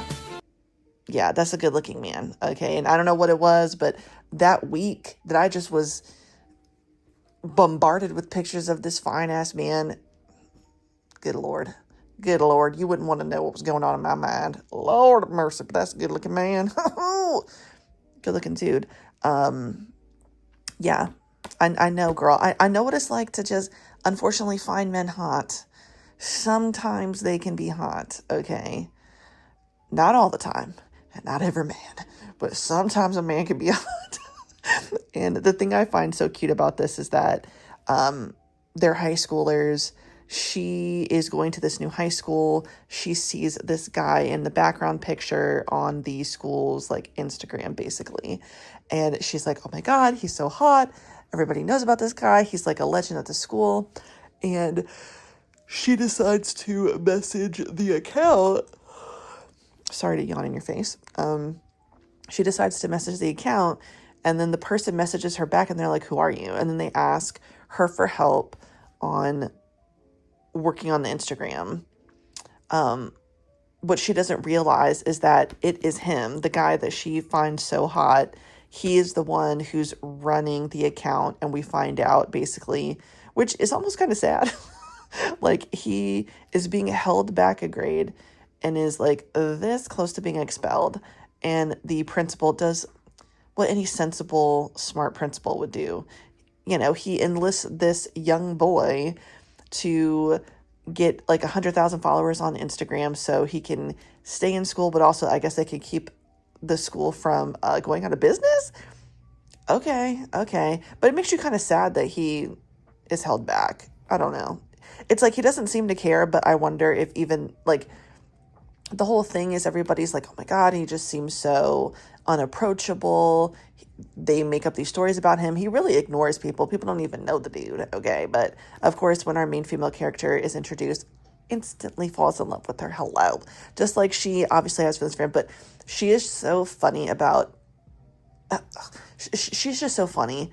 Honestly, like the way things happen with her, like her expressing like being freaked out, being surprised, it reminds me of the first half of Operation True Love. Sue was like so fun to watch when she was in high school, and that's what she reminds me of. But yes, she's obsessed with him. I think it's so funny that in the beginning she basically is like, he basically has to say to her like, you know, I'm a human, I'm not just a picture on your phone. And she's like, oh, he is a human. And you know what? I think that that's fair. Sometimes when you see a hot person, yeah, maybe you do have to wonder, are you real? Do I really need to care? Obviously, yes, you're a human being, but you know what I mean? Because like the assumption is someone who's like so hot and unattainable, you kind of think, you might be a little stupid. I don't know. You might be a little robotic, like an AI thing going on. So what the hell? Anyway, but yeah, she's fucking funny. So she's like, I'm so sorry. I will help you, and I'm going to prove to you that I could treat you like a regular human being who has thoughts and feelings and is not just a pretty face, even though I'm going to constantly point out the fact that you are so hot in every single thing you do. But as they are taking these photos, she's encouraging him to go to class. clearly he's feeling her. Clearly he has a little jealous moment. I love that. I love when men are jealous and in a non-stalker, creepy, send you to jail way. Okay, I do think that being a little jealous, I don't mind that. Being a little possessive, a little. I'm talking like, I'm not good at math, but like a 0.0 some number, you know what I'm saying? Not like 1 point, we're keeping it real low. Like it has to be kind of playful, kind of cute. I know you're serious about the fact that you don't want me to be entertaining anybody, but like I'm not in fear of my life. Does that make sense? Because I feel like people know what I'm talking about. I think you guys know the formula that I'm getting at here. And obviously it's fictional, so yeah, that's the thing. You can make the percentages super low when it's fictional because it's like, this is not many young men like this, okay? Not many out there fearing for the young women of growing up today. I feel sorry for all of us as women. It's a damn shame what the hell we have to go through, but I'm going off topic, so let's get back on topic. Yeah, so yes, he's feeling her. We love to see it. We love the fact that he's getting a little jelly. It would be really interesting, though, if the guy that ends up, like, kind of helping her, I got a glimpse. I think he, too, is hot. Basically, the thing I love about stories like this is sometimes there's a third person who is like, oh, I'm just the childhood friend who very clearly everybody would agree we should be together, that kind of thing. And then it's just like awkward, but like, who will they choose? And they're going to choose whatever. But you know what? If someone really had this kind of blue hair, I think you were fine as hell too. Hello. But this is just so cute. I can't get over it. It's adorable. I can't wait to continue on. It was a nice little thing to read in between. Oh wow, I'm sleepy. I did start watching Slaughterhouse Rules. It's one of those, what are their names? Like Shaun of the Dead, those dudes. And I really, really like those dudes. So it's another one of those movies. And then it also has the dude from Sex Education. Loved that show. If anybody wants a recommendation, watch that show. It's very good. Even though it does eventually piss me off. And I think many people would agree it pisses them off with the relationships that they had going on. But that's not the point. Still a good show. This has been good so far. It's actually really interesting. It follows that same formula, though, that you're used to when you're watching a movie by those dudes who did Shaun of the Dead. What's that phrase? Formulaic? I'll look it up. But that's what's speaking to me right now to say that. You know what's going to happen. The premise changes, but the formula remains, And then, of course, you see, like, so many familiar faces from other movies, or ones that's like, oh, I'm surprised that you haven't been in here already. But the British can act. Let me tell you something. The British can act, and the one thing I really, really like about things from the UK or whatever, when you see actors, like, I don't know, I just, like, they just seem really cool there, you know what I'm saying? Like, actors there, like, when you watch the Graham Norton show, I mean, I don't actually watch the show, when I see the clips, it's like, British actors just seem, like, so effortlessly cool, and, like, it almost seems like they're all hanging out at each other's houses. It doesn't feel like that in America, okay? Am I wrong? Am I right? It feels like with American actors and actresses now, back in the 80s, yeah, we were hanging out in somebody's mansion, but everybody was doing coke, so, I mean, hello. But the British actors, they just seem so cool. America, come on. Let's get it together. But anyway, I'm rambling, so excuse me for that. I don't know that I have the capacity to continue to read, but I want to try. I started To Whom It No Longer Concerns again. I want to keep going on with that because it's completed and I think it would be nice. I don't know why I felt like I'm in some kind of rut when it comes to like manhwa, but I want to pick that back up. I'm going to get back into it. I also need to get back into Nevermore because I can do it. But I'm actually really sleepy. I feel like I almost just fell asleep. I will talk to you guys tomorrow, the official day of my vacation. So we've got so many fun things going on, and I need to wrap this up eventually and film some other things because the month is almost over and I've only brought you guys vlogs. So I will do better. All right. Good night. No more, Connie. That's it. I am so tired of being emotional. I'm so tired. I feel like drained from crying as much as I have the last few, honestly, this whole entire month. Good God. Smoking Parade. You're taking me there. Why are you doing this? You're just simply too good. So I read volumes 3, 4, and 5. 5, I don't even want to think about 5. Like, I know I'm about to start. I know. Like, I hate this. I hate when this happens. Okay, so, oh my God, so good so far. I mean, I know that I'm on the verge of having a break, but this is so good. I mean, it's so, like, these characters, layered like an onion, everybody, okay? Like, I can't even choose who my favorite is. Like, every single person that we're getting introduced to, whether they be a jackalope or the Shikagura, is that what they're called?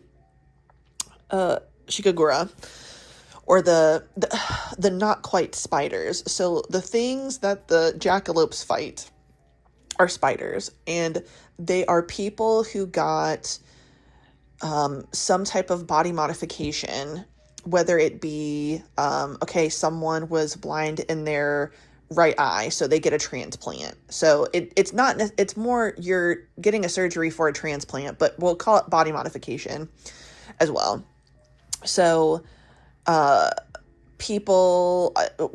very first group we meet, our main male character and his sister, she went and got leg transplants because she did not have legs from below the knee. And the thing about getting these things from the company Aminatori is that inevitably, okay, maybe not all people who get something from Aminatori, but inevitably, I think it's safe to say there's a good chance that you will basically turn into a spider and you're essentially mutated. You turn into a monster, you go on rampages, and you just kind of kill. So that is the objective of jackalopes, is to take down all the spiders. And then Aminatori created Shikagura, and they are like jackalopes, but more, but they're the bad guys, I guess is the best way to put it, right? So they don't have the exact appearance of spiders because spiders, their faces are distorted. They look like they're wearing like mascot masks. Very, very monstrous, but that doesn't mean that the Shikagura are much different. They just all of the time have the face of a human, if that makes sense. So there's been so many battles in such a short amount of time. It's been crazy. Jackalope versus Shikagura. We see that there are some people from the Shikagura that used to be in the jackalopes, but oh my God, that story, so sad. I'm surprised I didn't get as emotional with that one, because that one was obviously, that particular character was in love, and it might not be, romantic love. It might have just been platonic love. Like he had bad eyesight, and his whole thing was, there's nothing that I need to see. I don't need to see anything. I'm fine. Like if I haven't had to see something clearly this entire time and I've existed, then why should I change that? But it wasn't until he grew close to this member of the jackalopes that he decided, like, I actually think I have found something that's worth seeing. And that's what makes me so sad, because it's like, he is obviously going to turn. I wouldn't necessarily say it's lucky, because he is killed by his friend, and then he is taken by the Shikigura, and then he's turned into a Shikigura. So now he's like mortal enemies with the person who's a jackalope, and then they have their final epic battle. And of course, all of these villains, I think, have, I don't know if the right term is morally gray. I don't know if that's the right thing, but basically I always try to reference it back to like demons from Demon Hunter. They have a backstory that is so fucking tragic and sad, and it's like, you know that they are the villain in the situation, but at the same time you feel so sorry for them, because it's like some of them just lost someone who meant a lot to them, and or like in Degrayman. Degrayman I think is probably even worse for me emotionally, because it's these people who have experienced such loss, and they are approached by someone who is wanting to exploit that loss and that grief. They turn them into Akuma, which turns them into weapons. So then, they are, and then the thing that they really wanted, they will never get it. I think it's just so sad. It's just like, this deals with a lot with grief, in my opinion, and loss. I mean, this character in particular, she's a jackalope. She tried to save this kid, unfortunately, and ended up that the kid was monstrous. She has been battling with, I mean, she just is so broken up about the fact that she tried to save this kid. She finds out because he's being abused, he's being starved. His father has basically kind of turned into, because he got a transplant, he turned into a spider, and she's thinking, okay, I'm going to save this kid. Now, she doesn't know exactly that the kid's dad is turned into a spider. She is in the area because there keeps being a warning going out that they detect a spider. It comes, it goes, it comes, it goes. Then she later finds out, when she's trying to save this kid, because she's like, you know what, the kid's dad's abusive, I'm going to take him out. The reason why the signal was going out is because he had turned, and the kid was constantly like basically getting this close to killing the spider, and then he would revive. So she realizes, oh, this kid is a monster. She can't bring herself to kill him, because she's felt like she had to save him this entire time. So now he bears a grudge against her because she killed his dad, his toy, and now he's trying to fuck with her and make her his toy and inflict all this pain on him. So then somebody else has to come and help her, because almost the same thing happened in terms of like her saving her. And now she's like, look, I'm going to fucking save you. And don't you dare tell me now. So it's like, these relationships are so complicated, but also so beautiful at the same time. I loved their relationship and how things changed for them, but also it's just so sad seeing some of these characters like dealing with the things that they deal with. Like, you're thinking, oh, like how cool, they've got some machines on them, but like, these things that are weapons were brought about from extreme trauma. So her hands are now like robotic, but it was because she was a sex slave and her arms were broken by the people who were abusing her. And it's like, what the fuck? It's just too much. I'm just emotionally not okay anymore. I can't take this anymore. Oh God. And then now, who knows what's happening? Who knows what's gonna happen? But the way this one ended, I just have to let myself cry. The way this one ended was so sad. I hate seeing things where someone's waiting for someone who never comes. That is like literally, so, I cannot imagine how hard that is. Oh my God, I can't imagine. So anyway, there's a character. Okay, so some of the people who we've met, the jackalopes, are recruited to go to a different base that's further north, wherever they are. It's very snowy climate. And there's one of these, and the people who are at this base, the northern base, and she's the leader, they're pretty cold and standoffish to outsiders, but you kind of slowly find out why, and I'm sure we're going to find out in volume 6. But one of them, she takes care of a fox who saved her, and she just died. And now, why would you do this to me? And now you see the fox waiting for her. waiting even though she's dead. Why? Why did you do that to me? And I really hope she's not dead, but now I'm scared that what's going to end up happening, because we keep seeing this happening, is people come and, like, take these bodies if they're not totally destroyed, and she's going to turn into a bad guy. Bitch, I can't take that. I'm tired of this. Oh, my God. So, yes. What time is it? It's 2:00 in the afternoon, and I'm already crying.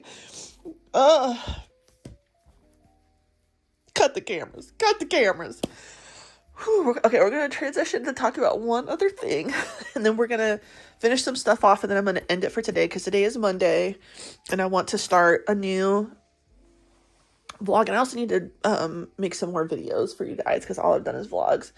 But today is Jinx Day, because it's the 22nd. Yay! I'm so happy. So, flashing hands, everybody. So, Jinx, I think that this new episode is good. I wish that we could have 2. I just feel as though we deserve it. Now, I'm so interested because I thought that the fight with the French dude was, like, the main fight. I was wrong. Now, I haven't been on Twitter to see what people are saying. I'm sure somebody's got a complaint, girl. I already saw some people complaining, like, how come we didn't see the aftercare? Oh, my God. I'm sorry. It's almost like bean soup, but not quite, girl. Not everything has to be on the damn.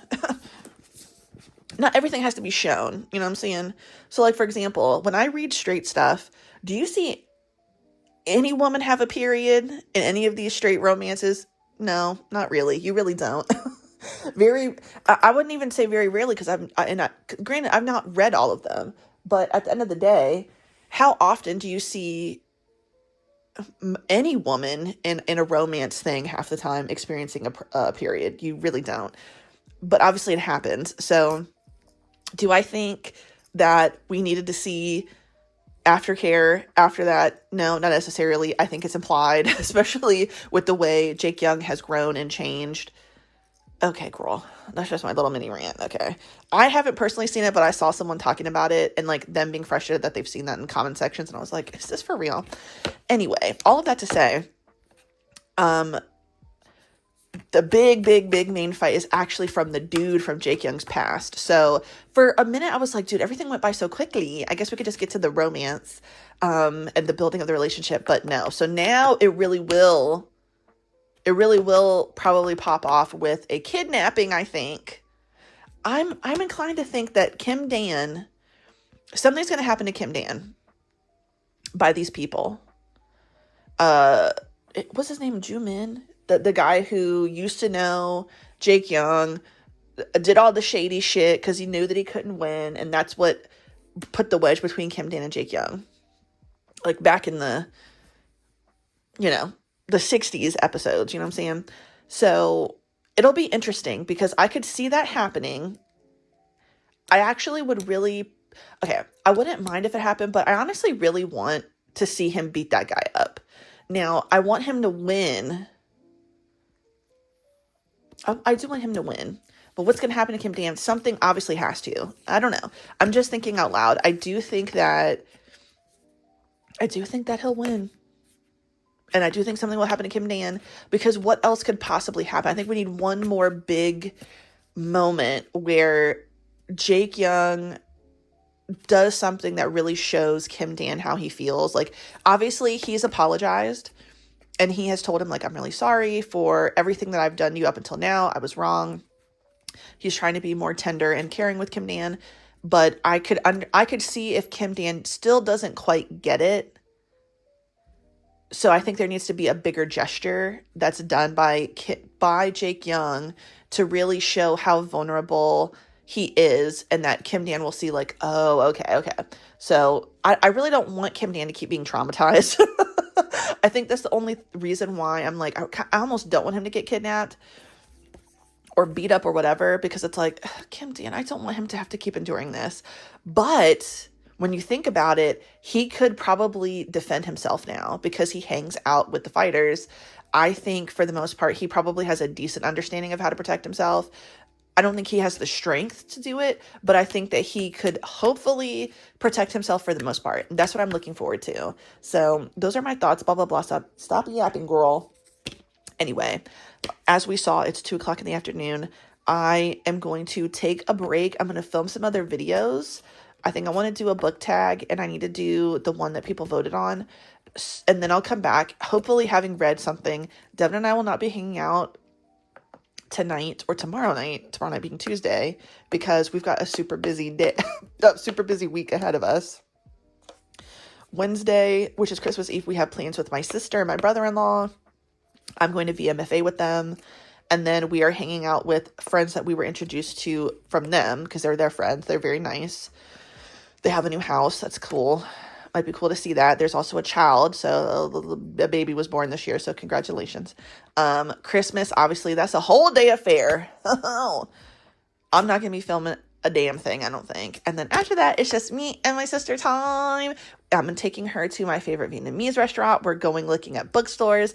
We're hanging out. We're going to watch Christmas movies.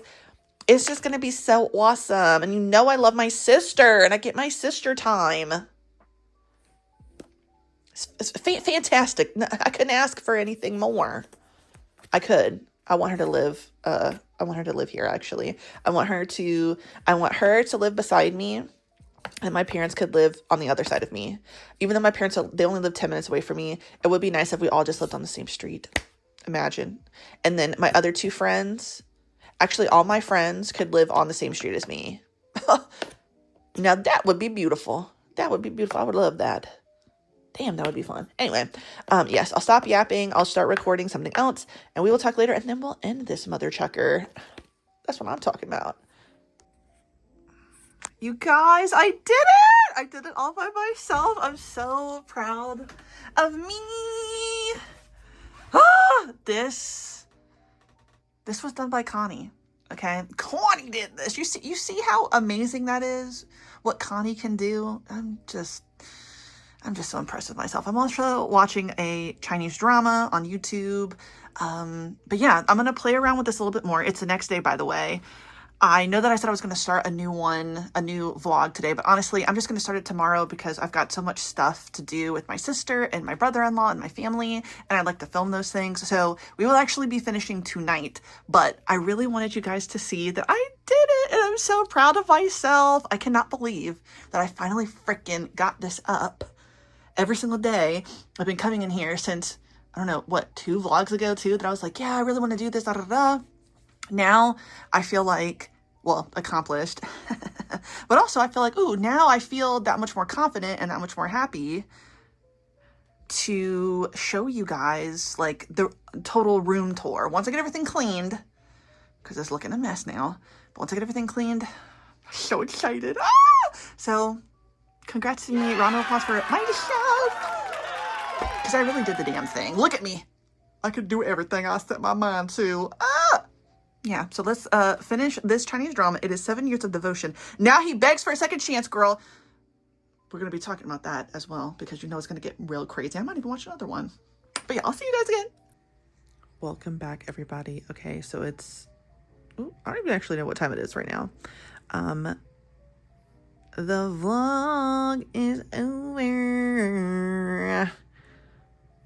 And I finished Smoke and Parade. Wow. I mean, this is another banger. Okay, this is a banger. And I would say I would give this series a 5 stars. I did not expect that ending. I did not expect us to have some of the twists and turns that these two creators put in here. And I mean that in like the best way possible. Like I just did not ever see that coming.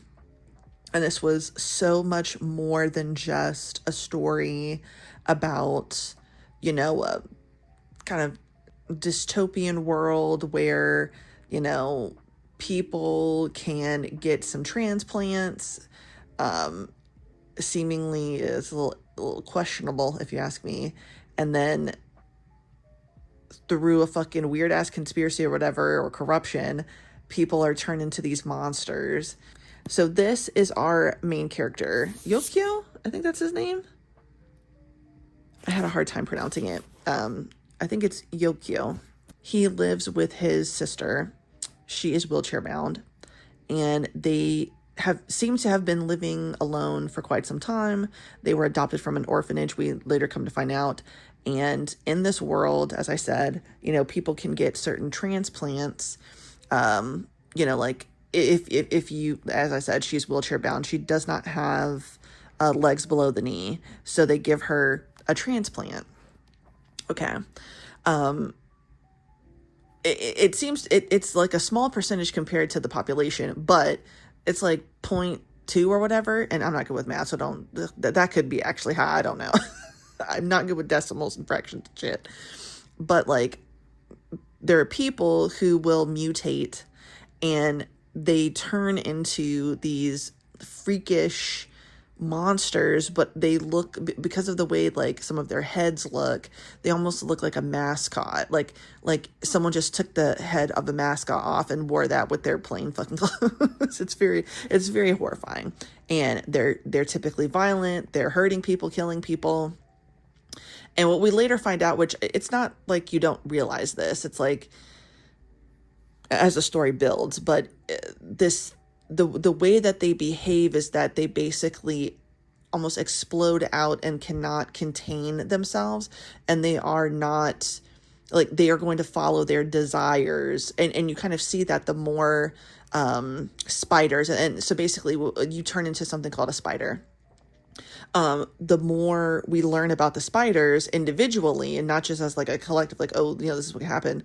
Like, you see like, oh, the way that they kind of mutate and interact and are observed or whatever, like, it seems to be tied to the reason why, for some of them, tied to the reason why some of them do the things that they do. But then it seems like some are more animalistic than others. So like, it's not like you could carry on maybe you could carry on a full-blown conversation with the spiders if they haven't turned into kind of like a mindless monster. But anyway, he lives with his sister. She gets the transplants. She unfortunately turns into a spider. This enters in the jackalopes. The jackalopes are groups of people around the world that are half human and half machine. So they may have lost a limb, and instead of using a transplant, they are just given like, a bionic leg, so, and then of course that is going to be further turned into a weapon so they can defend, the community and get rid of the spiders. So Yokio, he is introduced to these people as they have to kill his sister. It's very traumatic for him. He's lost a lot, and he basically ends up becoming a jackalope, and that's what brings us into the world of Smoke and Parade, basically. And it's crazy because, like, yes, Yokio, he is the main character. I mean, wow, his story is insane, especially how I annotated a little because I was like, this is just too good not to. And like, the story has really, like, we've let the stew be in the crock pot overnight, and what has been created is just, oh my God, the best thing that you could have ever eaten in your fucking life. Okay, I mean, goddamn, that's what this whole series is to me. Okay, what we ended up learning, the transplant shit, it's through a company called Eminatori, and Eminatori has a woman working there, and she's fine as hell. It's her right here. She is the one whose research kind of helped, make Eminatori what it is, because she was researching transplant stuff. Well, jackalopes are run by this man here, who is her brother. And he was always interested in the other side of things. Instead of using organic matter for these transplants, he wanted to use metal and other things like that, and then also be able to turn into weapons. So these two, brother and sister, on opposing sides, end up on opposing teams where they're both unfortunately attacking each other. She develops things that are like a more evolved version of a spider. Oh shit, what is it called? Shikagura, I think. And you just kind of see, like, even though, so like, spiders are, you know, even if you could like carry on a conversation with them, like they are just, think about somebody who is on they're the highest that they've ever been in their life. They're incoherent. They are just kind of like existing, but you know that they're kind of only half here, right? You know, so it's like a freak of nature level of inhibition, like no inhibition, right? That's what a spider is. Shikigura is different. Obviously they've been able to like maintain and retain their like humanity, I guess you could say. So they are like more human than they are spider. But still, it's like, even when you take it from the spiders, whatever, like they're all human at the end of the day. Just dealing with certain things. It's hard to explain. You have to read it. But I think that was really interesting, that what we later come to find out of like what the real fucking shit that's going on is, girl. It's getting deeper than that. Okay. They deal with all this shit. They find out that Yokio's sister has been, she was basically, her body was recovered, and she did her transplant shit and turned her into a spider. But the good thing is that his sister was able to come back to him, and she got her memories back. She was no longer like a spider or like the Shikigura. They end up going up north. Most of the guys from the Jackalopes from the base we're used to. They end up helping them. We find out that there's like crazy shit, even more crazy shit going on with the spiders. You know, people, the experimentation, but then Yokio starts having like bad dreams, and girl, it further pops off. Okay, we find out a lot of crazy shit. And if you don't want to know anymore, skip, and I'll do like a hand thing. I'll give a gesture or something. But yes, I'm about to give the whole kit and caboodle away right now. All right. So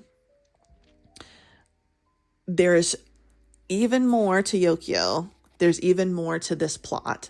So we find out that the actual like head boss or whatever, CEO man of Aminatori, he was some freaky ass little kid. Was it this one? He was some freaky ass little kid who was like the head of a cult.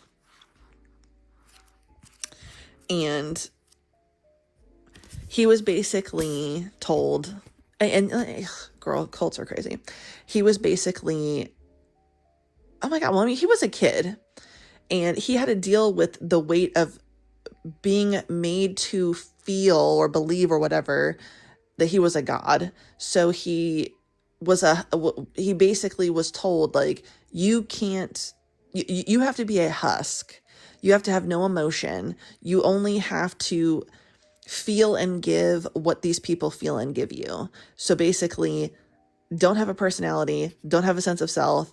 You are nothing except a vessel for your followers to pour their shit into, and let that cycle however the fuck it's going to. As a kid, I mean, it was just so overwhelming. Obviously, he was getting sick constantly, having to deal with people asking for miracles, and eventually he maimed himself out of like, you know, what can I really do? What can I give you? Like, this is what I can give you. You lost your eye. Well, I will gouge my own eye out and give it to you. So it got real wackadoodle. It got real wackadoodle. Okay, this child is experiencing some extreme shit. All right. Fucking hell. Wackadoo or wackadoodle is like the funniest. That's the funniest phrase to me. Oh my God. Oh my goodness. Anyway. The train's moving kind of. We got this. I left off with wackadoo. Yeah, wackadoodle, take my eye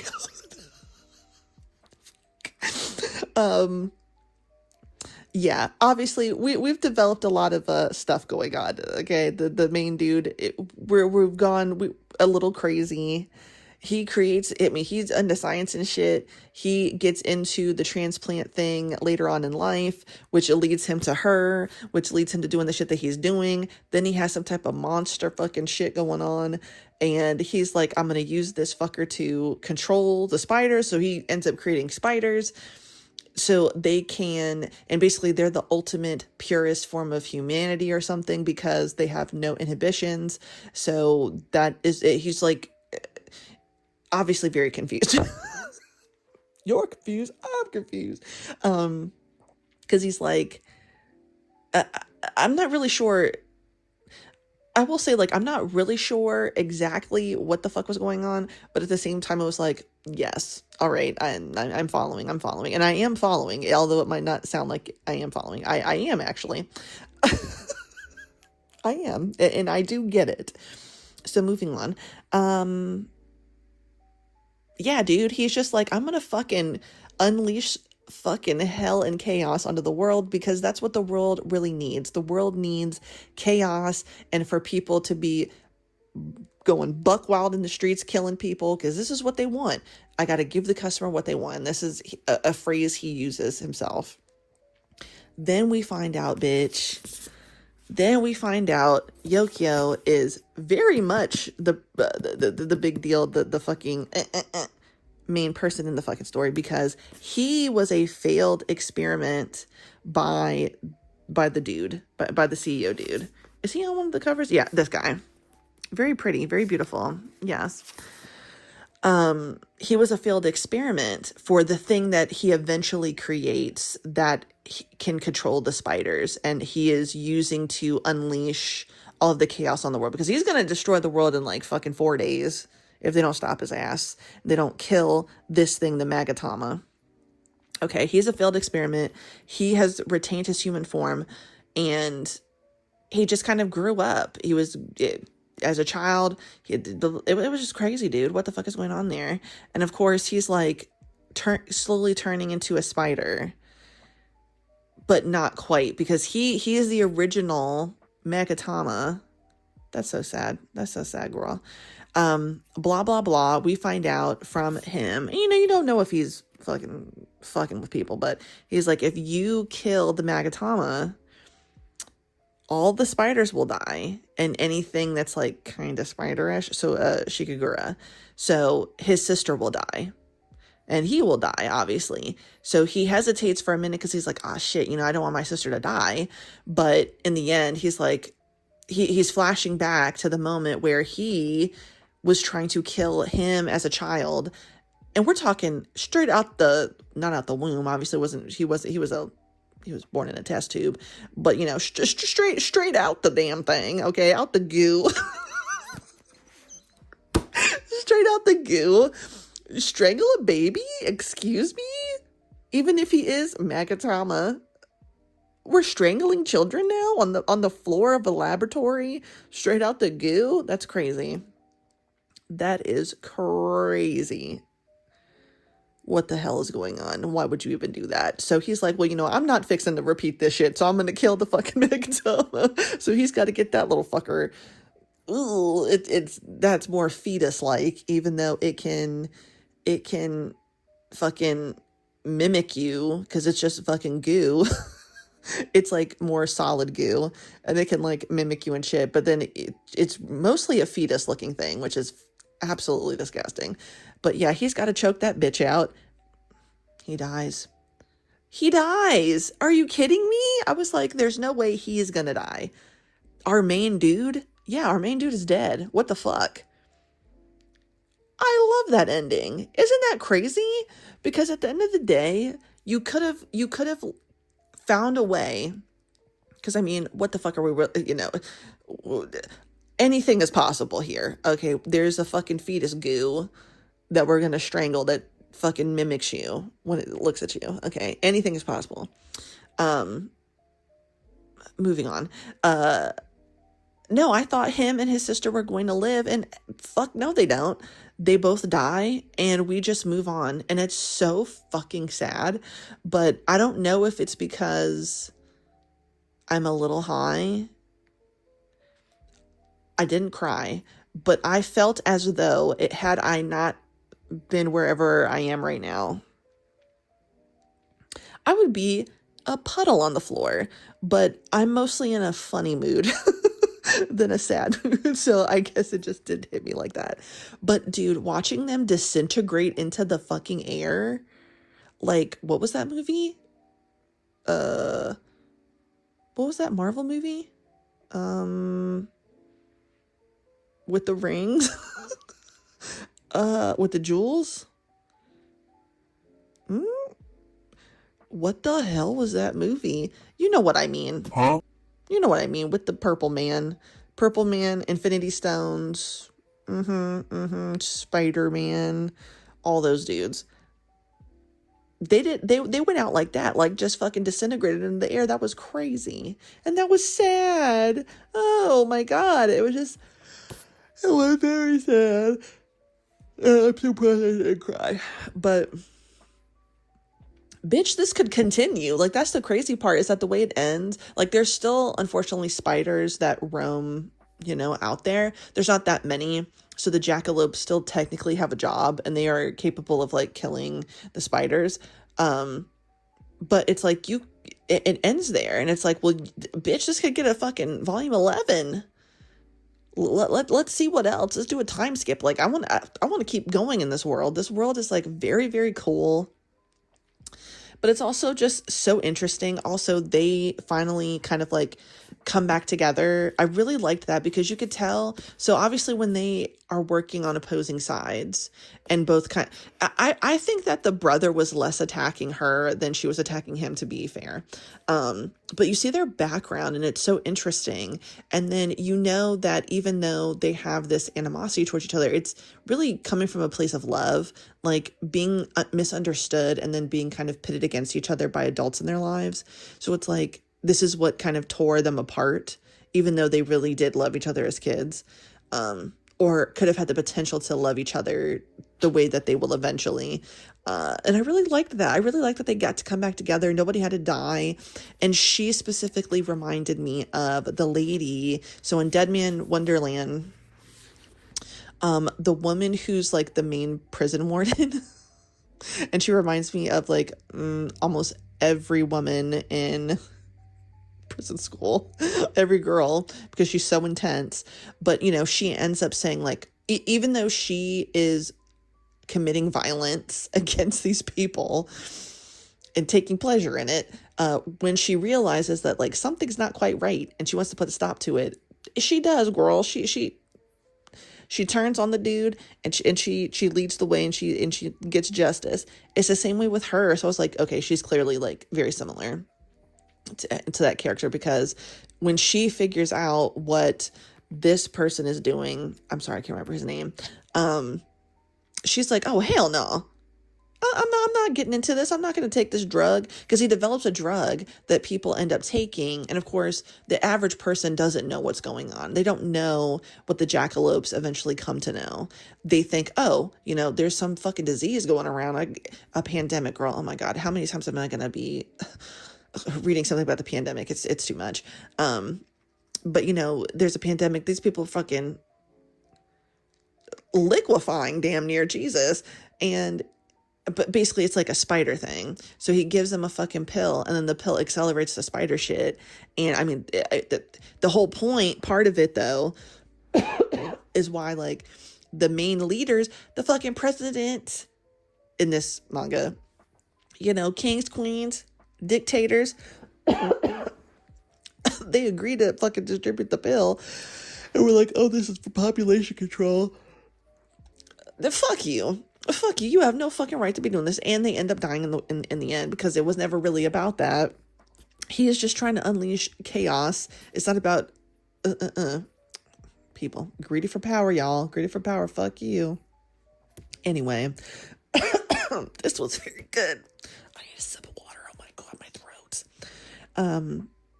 This was just simply chef's kiss. Very good. I like the story. I think this is very rereadable.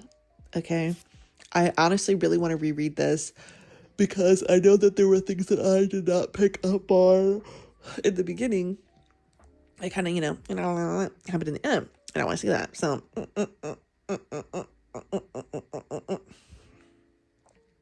and I'm tired. After talking for 20 minutes, I'm exhausted now. It's not even that late, is it? It's only 11 o'clock at night. Let's wake up now. Anyway, this was a great reading vlog, in my opinion. Thanks, everybody. We're going to start a new one tomorrow. My sister will be here. Actually, I think my sister is here now at my parents' house. But we've got a busy day tomorrow. It's brunch with everybody in the morning. I don't know if we are definitely going to the VMFA tomorrow or not. We'll see. Then Devin and I, my sister and my brother-in-law are going to hang out with their friends, kind of more their friends than our friends. We've just met them before and they're very nice. So I don't know if do we call them friends? No, I might call you a friend. Yeah, I might call you a friend. We're doing that because they typically spend Christmas Eve with them, which is really cool. Maybe that could be a new tradition in life. Who knows? You never know. And then all day Christmas. And then I get to take my sister out wherever I want on Friday. And then Saturday is pretty much open. And then we're going to go to Lewis Ginter. That would be fun to take you guys at. So we've got a lot of stuff to see. And I just want to say thank you so much for watching my video. I appreciate you so much. You don't even know how much I appreciate you. You don't even know. I really do. I really, really, really do. Thank you. Thanks, you guys. I really do mean that. You make me really happy. And you know what? I think next year is going to be a really great year. I'm looking forward to it. I'm going to be positive. Not to change gears and get so serious, and now I think I'm going into sad mode. Don't do it. Yeah, I think next year will be really fun. Thank you, everybody who has watched so many of my videos in 2025 and the previous years. I appreciate you so much. It's been fun. And I hope that I can continue to deliver stuff that makes you guys laugh, that makes you guys happy, and that we all just have a really good rest of the year and many years to come. So yeah, thank you. Now I gotta do the thing. Okay, Connie, lock in. Thank you so much for watching my video. If you like the video, please like the video. If you like and subscribe, hit the notification bell. Follow me on other social media. It's in the description box down below. And you have a good day. Goodbye.